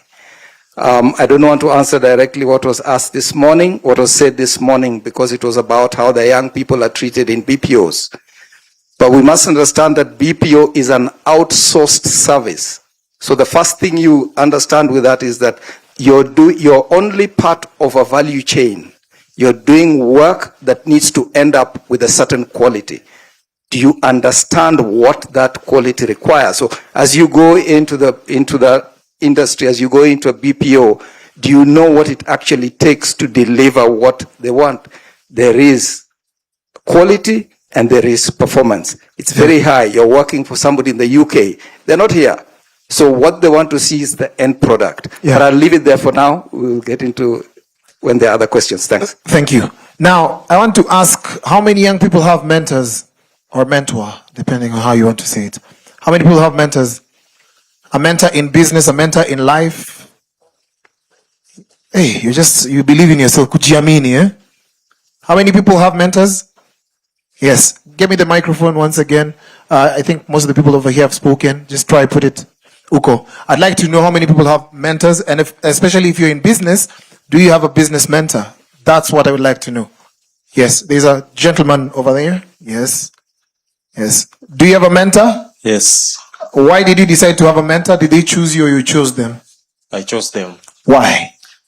I personally am pursuing automotive engineering, and my mentor is a YouTuber by the name Chris Fix. So I like what he's doing, and I'm also passionate about it.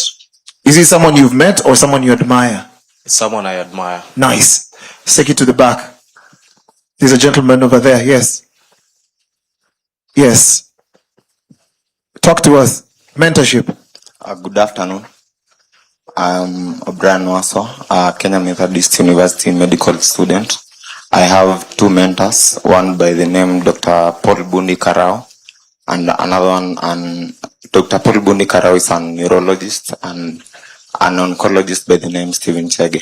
Thank you. Why did you choose them, or did they choose you? Well, for the neurology part, we've been working on a way that our mothers will be delivering without having labor pain, without necessarily the pharmacological part. So we what? Yani the drugs. Okay. Without the drugs. So, and we have hit a milestone, and I'd like to tell you there is hope for the future of medical industry in Kenya. Yeah, clap for him. We are safe, guys. We are safe. So that's the reason as to why they decided to do that. Most people fear being mentored. How many people have had a mentor and they decided, maybe no, not? Anyone who's had a mentor before and they were like, maybe we're not going to continue with that journey? Any? Yeah, there's a lady over here. Tell us why.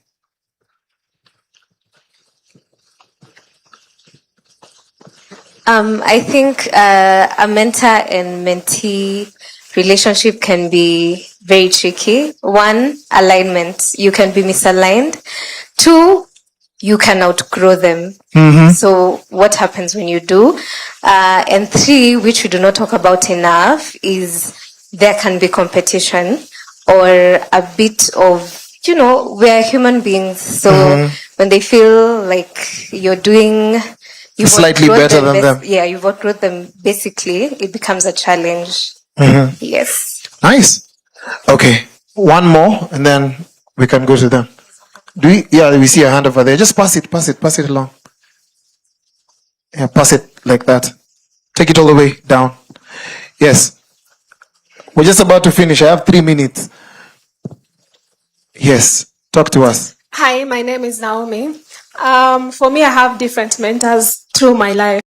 And for that reason is because sometimes you don't align, and it's important for you to have different mentors for something different. I have a mentor who we can chill and talk about life things. I have a mentor where if I need business advice, I have a mentor when I want to maybe settle on family and everything like that. It's important for you to differentiate the different type of mentors because they also don't have every knowledge, and it's important for you to get equipped differently and to also prevent the misalignment.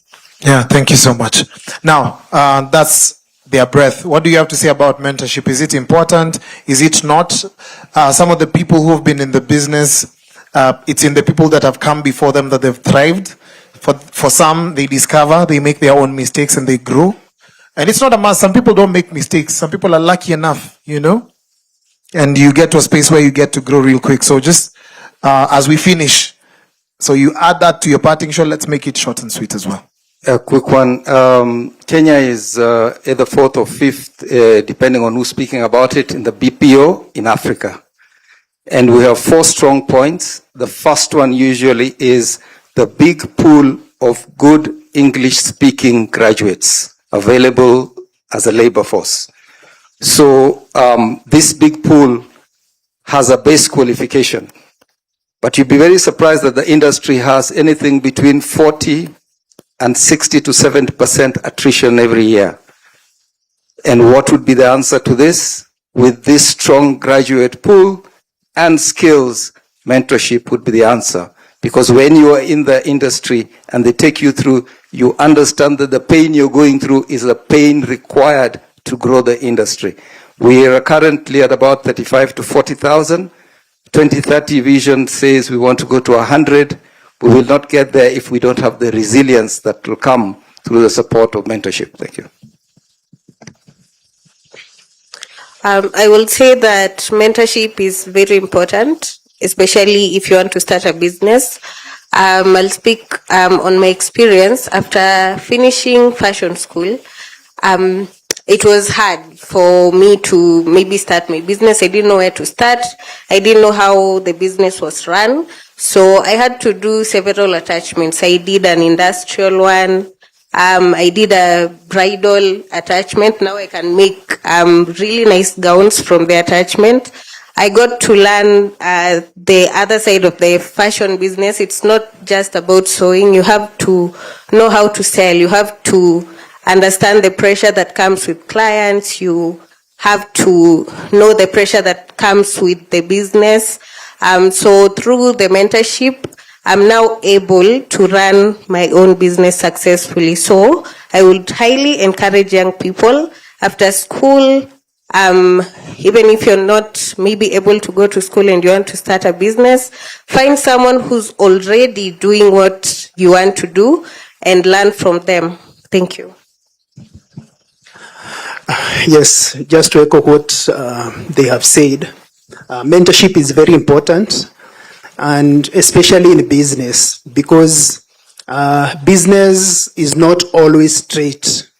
There are pitfalls, there are so many barriers you encounter along the way, and so you need a mentor, somebody who has walked that journey before, to encourage you to keep on and you become resilient, so that at the end of the day, success does not come in an instant. It is a journey, and you keep on learning. But when you have someone you can look up to, somebody to encourage you, somebody who has walked that journey, it becomes a bit easier. Then, in my parting shot, just like you have told us to do, I would encourage young people. Like this event or forum is here for 2 days.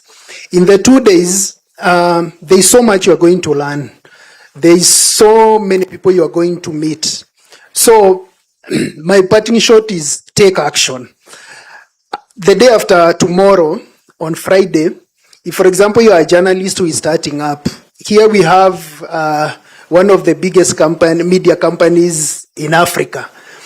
Approach those journalists, ask them one or two things, learn those things, and now start implementing. And I believe you'll be somewhere. Thank you. Thank you so much. That has been our time. And thank you so much for being an amazing panelist, even as an audience member. We really appreciate it. We'll begin a coffee and clap for ourselves as we call that. That was 40 minutes of our time. And you're never going to have it back.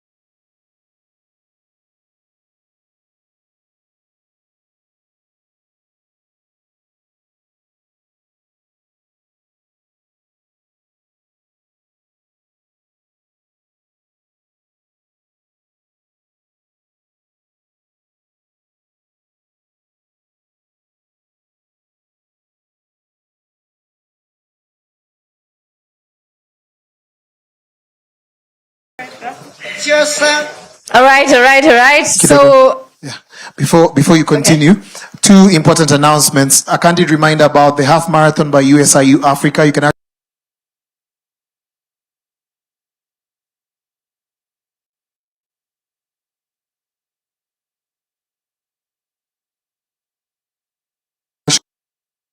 QR code that's going to be shared that we're going to also have.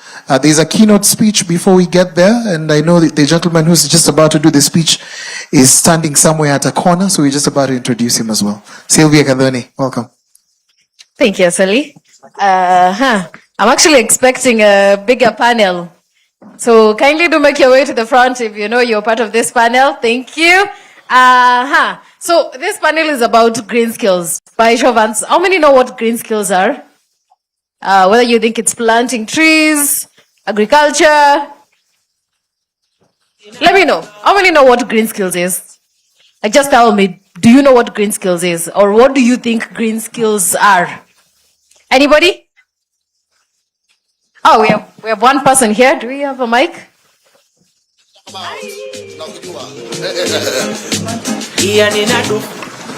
Hi.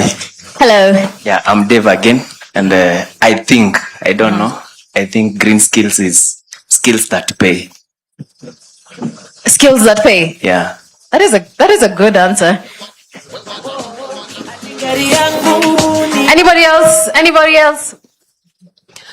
Hello, my name is Jen Dongo, the head of communications and publicity in the People Renaissance Movement Youth League.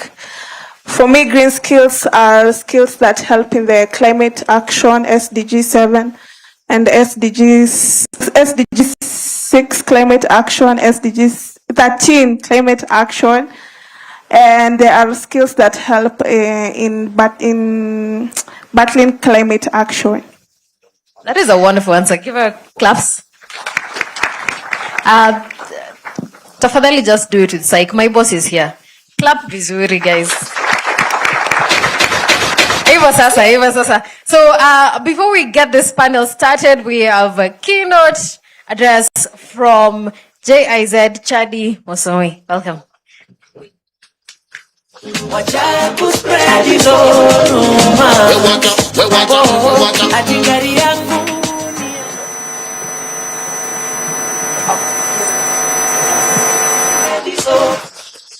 afternoon, everyone.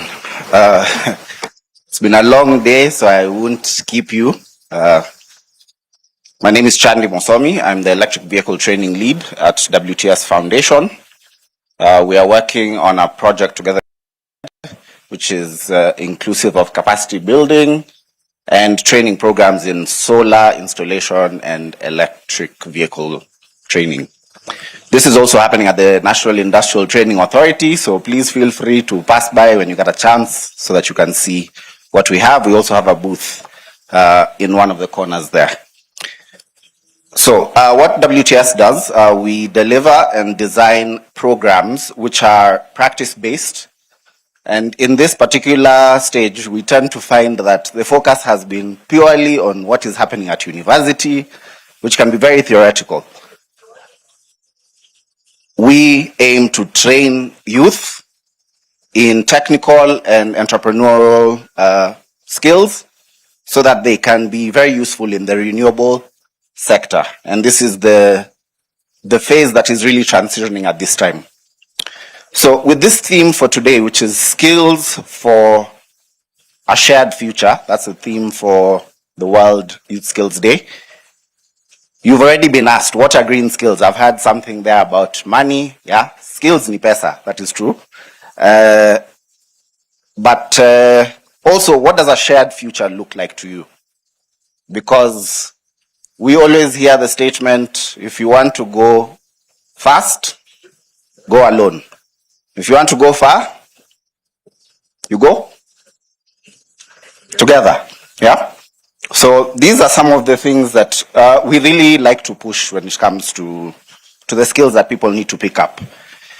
Our definition of what green skills would be is the knowledge, the abilities, and values, as well as the attitudes which you need to live, to work, and to thrive in a resource-efficient and low-carbon economy.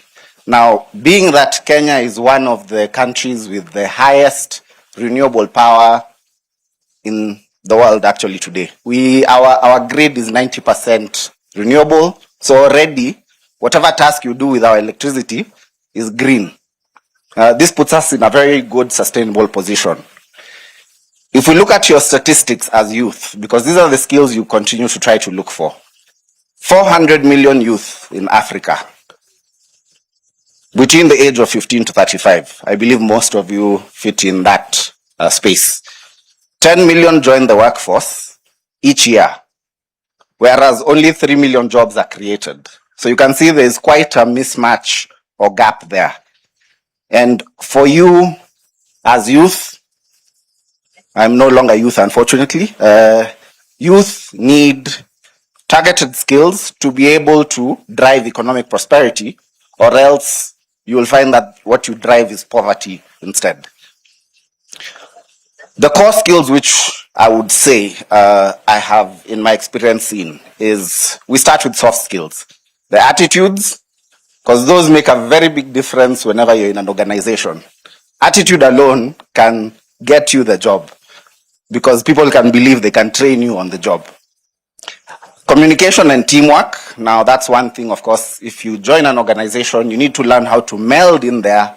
You need to learn the values of the organization because you're not changing what the organization stands for. Technical and trade skills. Now, I'm also a lecturer at the Technical University of Kenya, and this is something I would say to any student. Pick up a trade skill. That is the one thing that AI will not steal from you. Being a plumber, being an electrician. I'm an engineer first, but I'm also a plumber. I've done a course as a trade skill, and it came as a result of seeing a problem on a farm, realizing that every time I call a plumber, there's this issue, they are missing, they'll come, they'll do what they want, they leave, and they leave you in trouble. So I went, I did a course. I'm actually a graduate of Sensei, and that is something that I was able to now pick up and do on my own. If you put in together a trade skill and the digital and AI skills which you now have access to, put those together and I think you're in a very strong position when it comes to working together in green skills. And I believe that is where your future lies. If you can combine those two, our trade skills do exist as technicians, so those are some of the things we train in. And once you are able to couple that with an ability to recognize gaps, anyone who has a problem, or if you see a problem, chances are someone is willing to pay for you to solve that problem. So that is what I would advise you as you look at the green skills market. Look at where the problems are and you can fit yourselves in there. Thanks. Thank you so much. So I'm going to give 30 seconds of bragging rights to each panelist, so at least we can know their names and what they do, so we can go around starting from Lillian. Thank you, Sylvia. It's a delight to be here on stage again. So as you can see, my name is Lillian Jerry. A founder of an organization called Ayanita Lolom Africa. And if it's too mouthful, just call it AAA. My passion is skills for young people, skills for those working, and also how we prepare future-ready institutions, whether TVET or universities. And I've been in this space for about 20 years. I've had the benefit of working with universities in Kenya, South Africa, Ghana, Uganda, Tanzania, Rwanda. And at one point, it was an honor to be invited to work at University of Oxford. And that told me what Oxford can do, Kenya can do it better. Thank you. Yeah, thank you. Good afternoon. I'm Elias Obando, working for the International Labour Organization. I'm a skills development specialist and I have a passion for skills development. I mentor youth so much for youth empowerment. All my career I've been mentoring youth to gain better skills and be employable in the labor market. And I'm delighted to be here and I love the platform to continue the same. Thank you so much. Good afternoon, everyone. I know we are almost there and hopefully we will make it worth your time. I won't brag on myself, I'll brag on my organization. Hopefully my boss sees this and gives me a raise. So I work for an organization called Jacobs Ladder Africa, and we exist to solve for two challenges. Challenges that are Africa-wide. Number one, climate change, and number two, youth unemployment. I don't need to expound on the reason why we as a world are banding together to solve the challenge of climate change, but the opportunity there is that to solve for the problem of climate change, we need a workforce.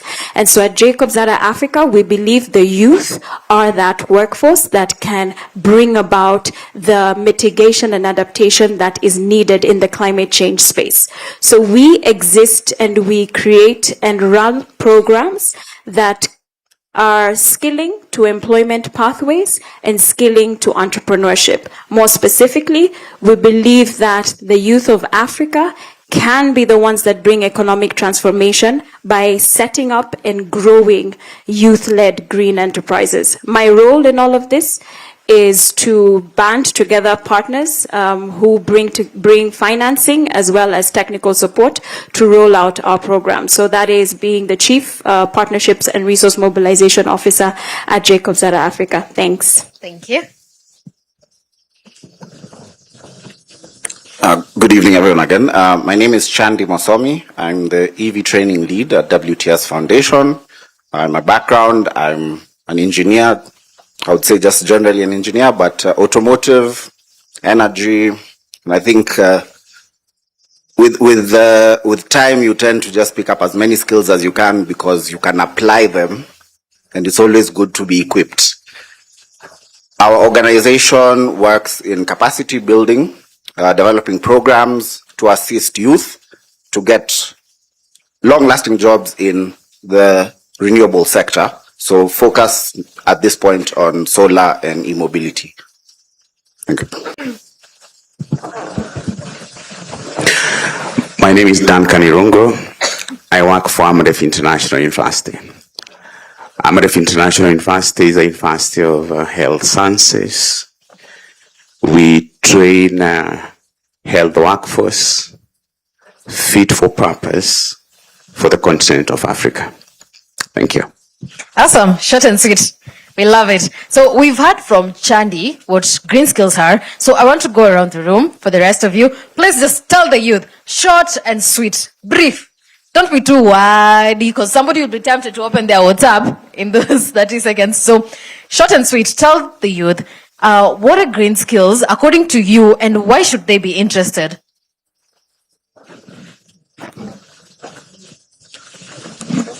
Yes, we can start with you, Lillian. So short and sweet, green skills are those skills that really help us protect the environment and include others, especially those who are marginalized in what we do and save the resources we have. For example, water and energy, and also minerals that won't be there in future. Thank you. Awesome. Yeah, thank you so much. For me, I will say that green skills from the definition are a result of, will bring new jobs, of course. But what about the existing occupation? It means that as much as you have an existing occupation, it does not mean that you don't have an opportunity to tap into a green skill or skills for green jobs. For instance, a plumber. A plumber acquired skills 5 years ago may not be the same plumber currently and in the future. I may give an example of the flush toilet buttons. You know them, the two buttons? They are, of course, a green inclination. A plumber will tell you that the one button is for solid waste, the bigger one, and the smaller one is for liquid waste. Why is it so? To save water efficiency. So that's in itself a green skill. So that's not to say that occupation are going to change as a result of climate action. Not the same. But competence are going to change. Right? It's only the competence are going to change for you to be employable in the intervention of climate action. So that will be my position. Thank you. Okay, let me start with saying that Africa doesn't have a definition or a unified definition for a green job and green skills. And what we're doing as an organization, we're coming up with a taxonomy that we will be launching in August that will give an Africa definition for a green job and a green skill. So everybody just kind of, picks definitions from all over. So I'll start with green job. A green job simply for me is any job that preserves, protects, or restores the environment in whatever shape or form. As long as your job is protecting, preserving, or restoring the environment. Now, a green skill is the ability, technical ability, know-how, training that you acquire to be able to actively execute that job, that green job. Yeah.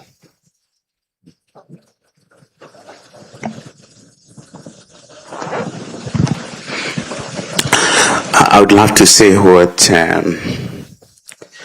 the green conversation is not about, rather than what it is, because that has been said. There is a misconception that which makes people, including the young people, that green is just about environment, and that is not. Of course, there is part of that which has an intersection, but significantly, it has a lot to do with the workforce of the future. So that for that gentleman who is in medical fields, and I would use that because I'm in the University of Health Sciences, you are picking a nurse who doesn't even have bachelor's in nursing. They only have a diploma. What makes them needed nurse in the environment of now and tomorrow, and in an ecosystem that which is agreeable to the surrounding, the environment. And therefore, this is how that nurse looks like. Number one, they have an understanding of data analytics and digital skills, which makes them not only relevant at the bedside. They can be able to understand patient care. They can be able to participate in a global care space. They have got values. They have got ethics. What Lobison was talking about here. They have a value system. They are ethical. And therefore, their ethics in care is not significantly just informed by environmental, preservation, but also the whole workforce dynamic. Thank you. Awesome. So now we do know what to expect when somebody says green jobs, green skills, green this, green that. So we're sold. So now I want to know, in terms of these green skills, looking ahead to the future, which skills are going to be marketable? Which of these green skills are going to be in demand? So in terms of like the youth, when they think about green skills, what should they invest their time in right now? What do we feel in the next 10 years will be most relevant? Who do we start with? Elias? Okay, sure. Thank you so much. For me, there are quite a number of skills that will be in demand, especially those in renewable energy, recycling, and carbon services, and all that revolve around that. But again, that's not to say that other occupations will not be in demand. No. Again, I retain the position that the current occupation will need to go green. For you to be marketable, for you to be employable, you have to stack your credential around green skills for you to be employable and for you to be relevant in the employment market. So as much as you have acquired the skills today, and I love the way my friend from Jamaica said, the first point about learning, continue learning and learning and learning. It means that for the skills that you acquire at the moment, for you to be relevant, especially in the context of climate action, you have to stack yourself. It's called stackable, or through what we call in ILO micro-credentials, or through what we call lifelong learning. You have to stack your skills. If you, after 2 years, you find that you'll be irrelevant, sneak somewhere, get some skills, weekend, to remain relevant. So again, it's not to say that occupation will be irrelevant, but it will be only relevant if you don't stack your skills to fit and to become irrelevant. Thank you. I would really like to build on what you've said about micro-credentials and learning. So the question is, who is going to create that curriculum? Who is going to be the trainer? So I think there's also me coming from university and learning space. I think there'll be jobs for people who will train. They will need to learn, there'll need to be research. And so, in fact, we are finding a lot of people above maybe 40, that is where in fact a lot of learning has to happen. But also with young people, that mindset needs to come early in school. So trainers for me. So I think that's a very important question, because one of the things and challenges, and I'm sure some youth here can relate, is we have always had traditional courses that we have been told over and over again that these are the courses to study to get a job. But the reality is a lot of these courses and jobs have become so saturated, and so there are no jobs. So you find young people have skills, but they're not able to get jobs because, they just aren't that. How many hairdressers can we have in Nairobi? And so the reality is understanding where the skills of today or the jobs of today are and the jobs of the future are. And our brother from Jamaica did a brilliant job in the morning showing that green jobs are growing.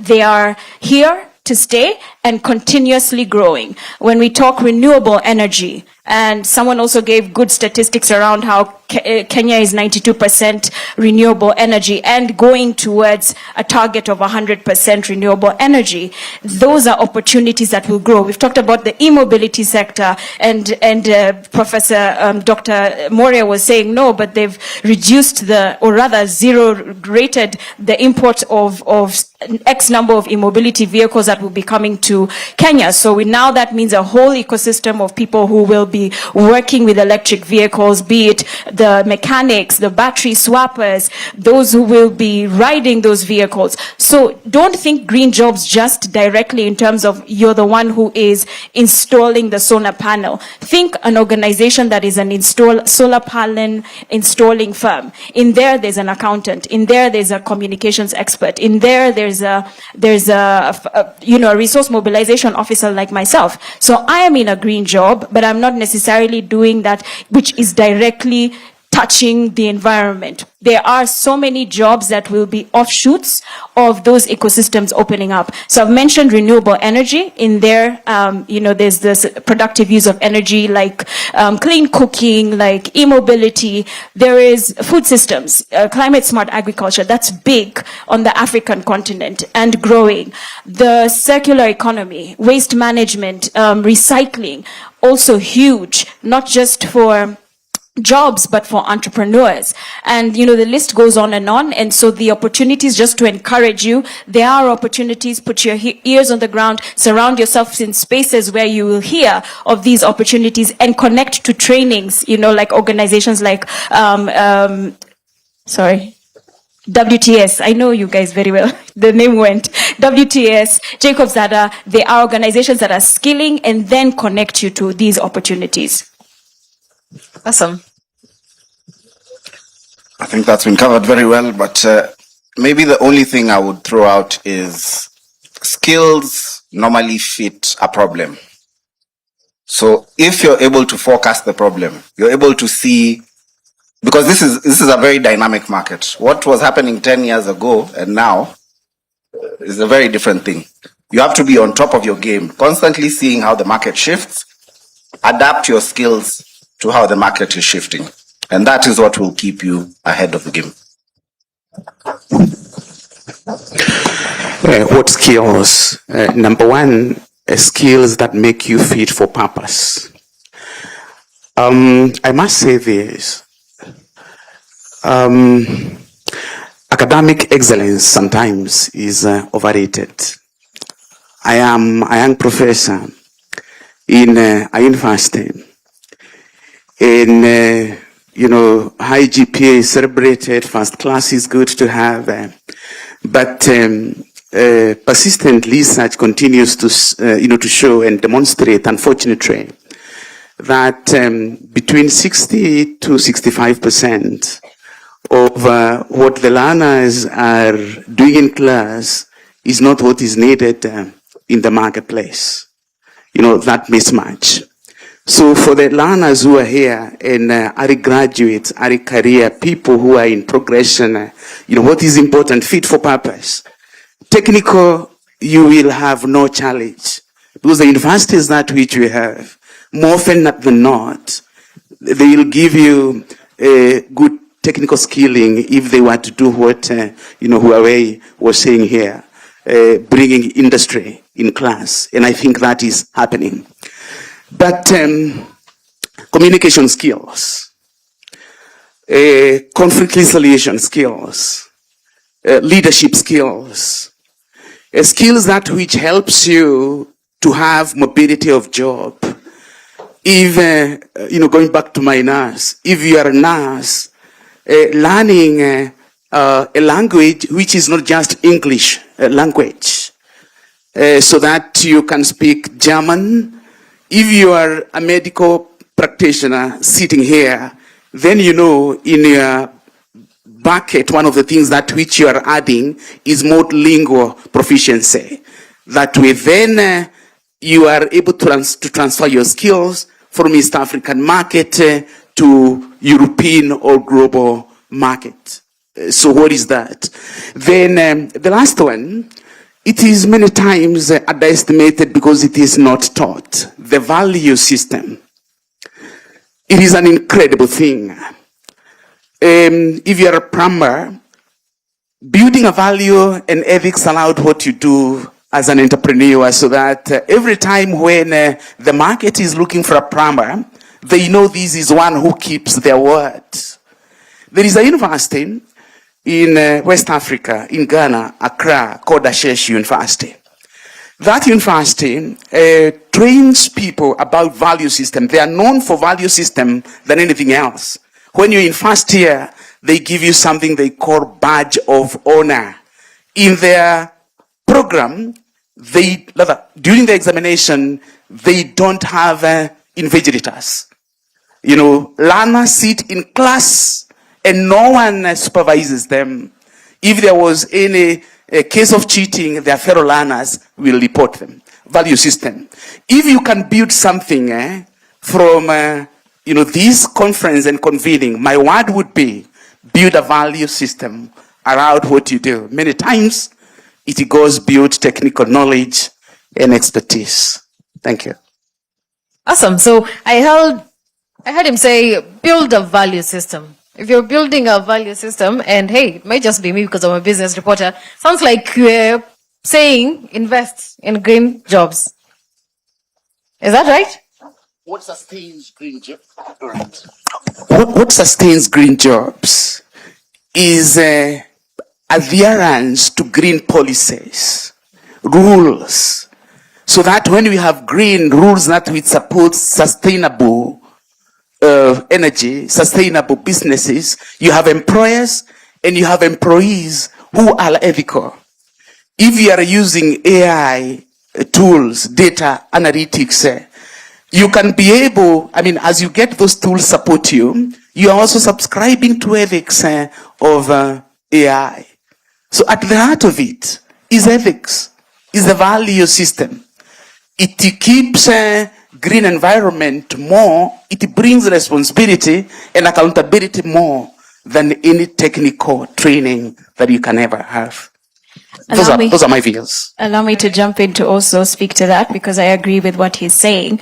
In this sense, one of the programs we run at Jacobs Data Africa is an incubation program where we take young people who just have ideas.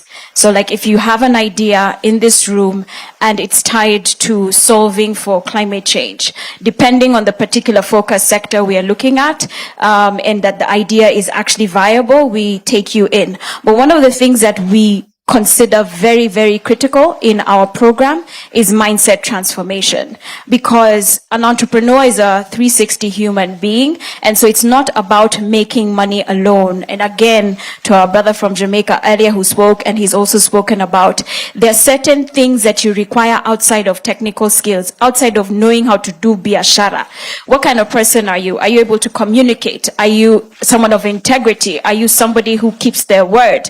Do you understand how to deal with customers, how to speak, and how to be transparent? And those are things that require beyond the technical skills that you receive. We call them essential skills because they're essential. Don't let anybody lie to you that your degree is enough. Unless you have those additional skilling that comes from life experience, or even programs such as ours that make it important for us to instill in you, then you will not be a holistic human being that would be able to thrive in some of these jobs and jobs of today and the jobs of the future. So I just wanted to add that.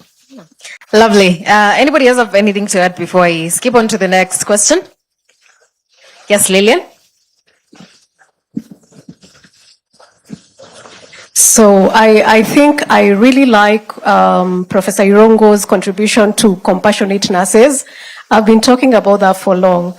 So these values that we are thinking about that are going to fit into green jobs, they're mainly, I would like to call them voluntary. Those are skills you can learn now. You don't need to be taught. Those are skills you can try. And I want to give a very quick example of a project we did in Strathmore many years ago. It was a solar project where we had solar panels on the roof and we had extra energy to sell, and we went ahead of where the society was there. So it's voluntary. If you want to go green, it can't be something you've seen, and that's why we are saying mindset, and it goes back to, those values, those ideas that she's talked about, because you have to be ahead of the curve. It's innovative. And that innovation doesn't start in the classroom. I think that's what I wanted to summarize. It starts now. And so the young people have to ask themselves, do you value honesty? Do you value compassion? Because when you're around the environment where you are, you can scan the solutions that need to be provided, yeah? So that when you become that nurse later, that compassion is not starting at AMREF, or it's not starting when you've gotten the job. So what are those skills that you can build that complement that green culture, that green vision we have for the country? Because those skills are very critical. They're voluntary. No one is going to be watching you saving carbon. Yeah? Sometimes we walk instead of driving your car, and that's a very personal thing. Yeah, just to add something on that, to sustain green jobs, or green skills, for me, I also think there is also the need for the industry to play a part.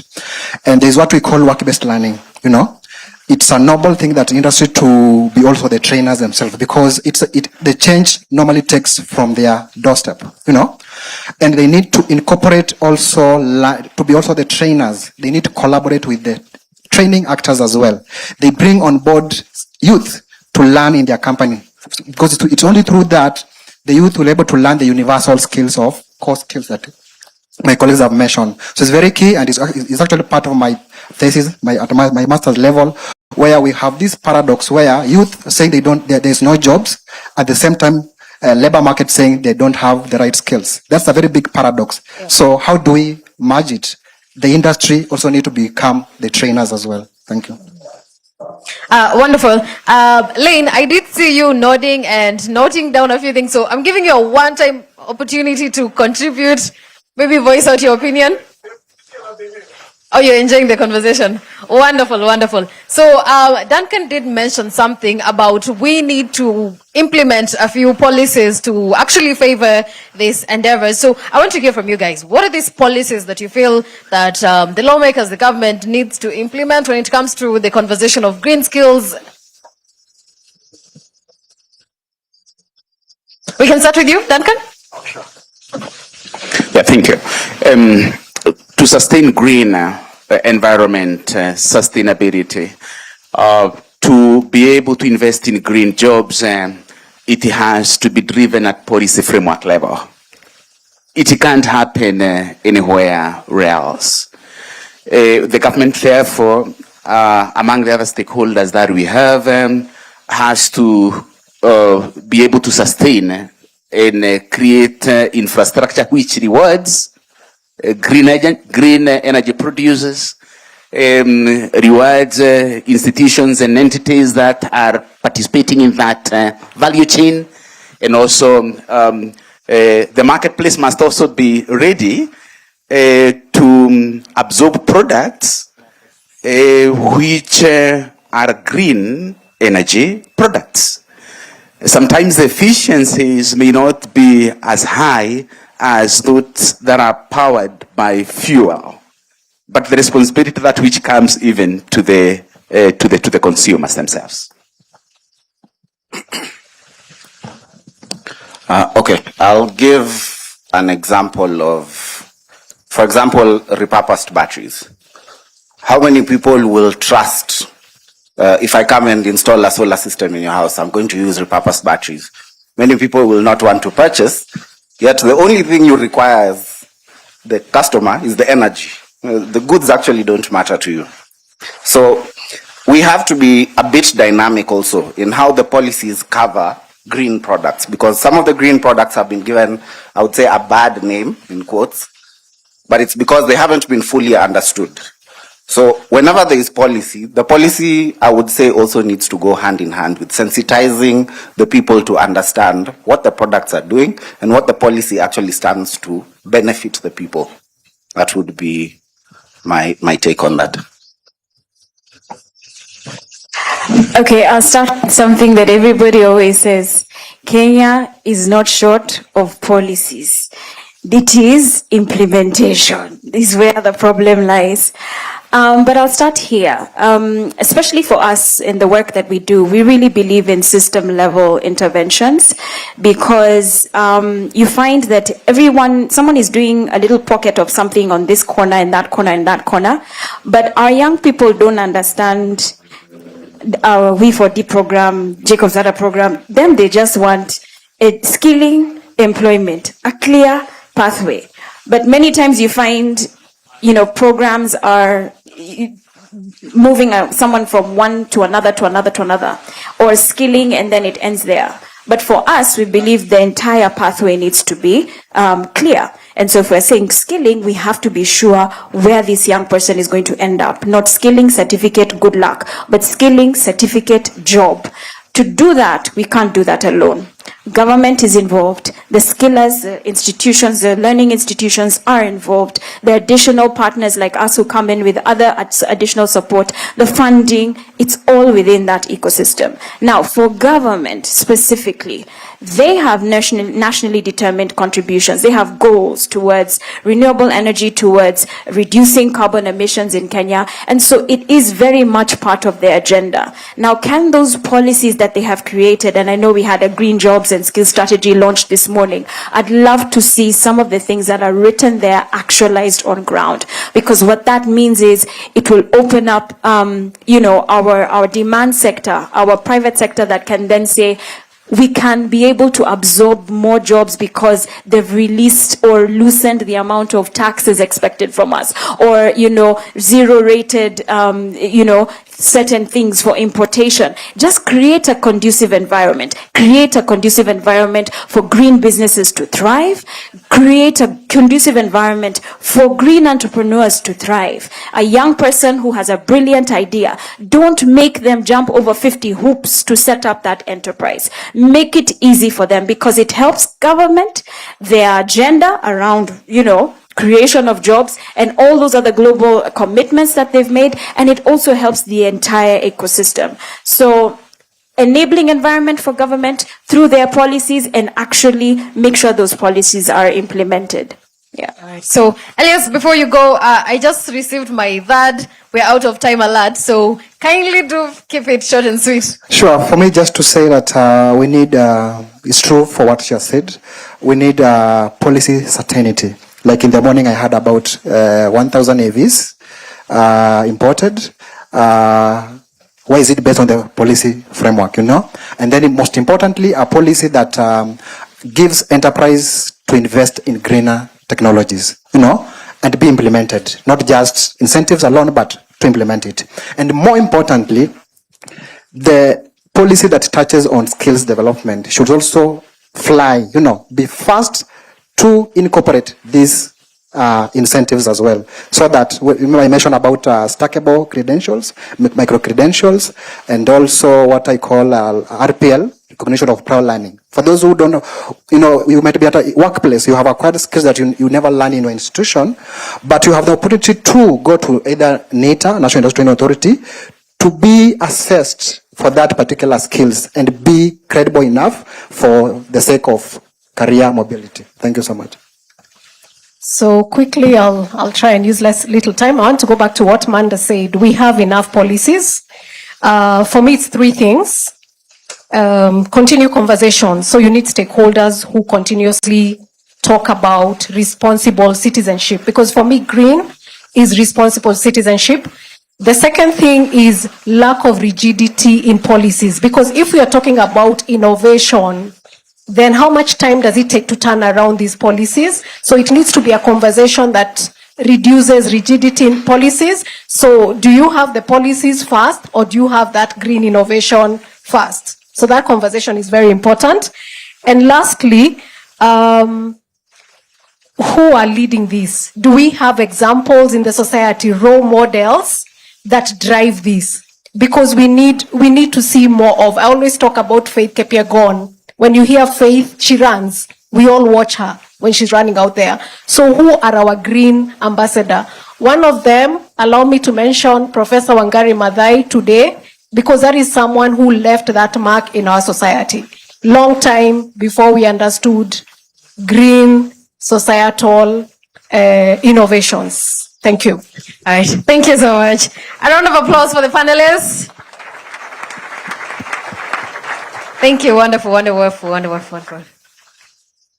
So I'm going to make this assumption that we've had a wonderful conversation. So can you say that you're in a better place when it comes to understanding what green energy and sustainability is all about? Let me see where show of hands.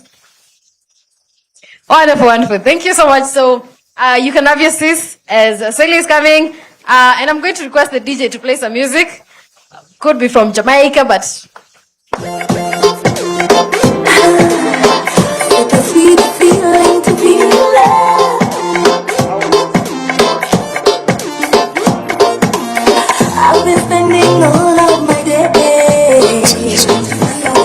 Yes, thank you so much. We've come to the end of this amazing day, but before we even get there, there's someone I'd like to appreciate today. And she's a special lady for the reason that she has hearing impairment, but she's been here since morning. And we've had also an amazing team over here. Her name is Faith Nyokabi, right? Faith who? Faith Nyokabi. Where's Faith? Hey! So how are we supposed to greet her? Teach us. How do we say hi? Okay, everyone just do it. How do they do it? Okay, pole pole mtu wangu. Mfanyeni hivyo. 1, 2, 3, go. Yeah, clap for her, clap for her, clap for her. Not like that, not like that. It's like this. Yes. Very. How do we tell her we love her?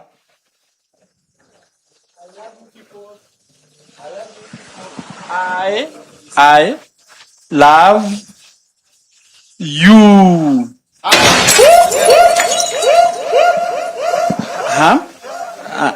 Hey. Hello, my name is Faith.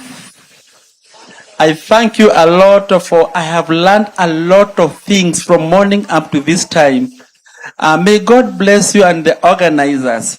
And I hope tomorrow we will do the same. Thank you, and I love all of you.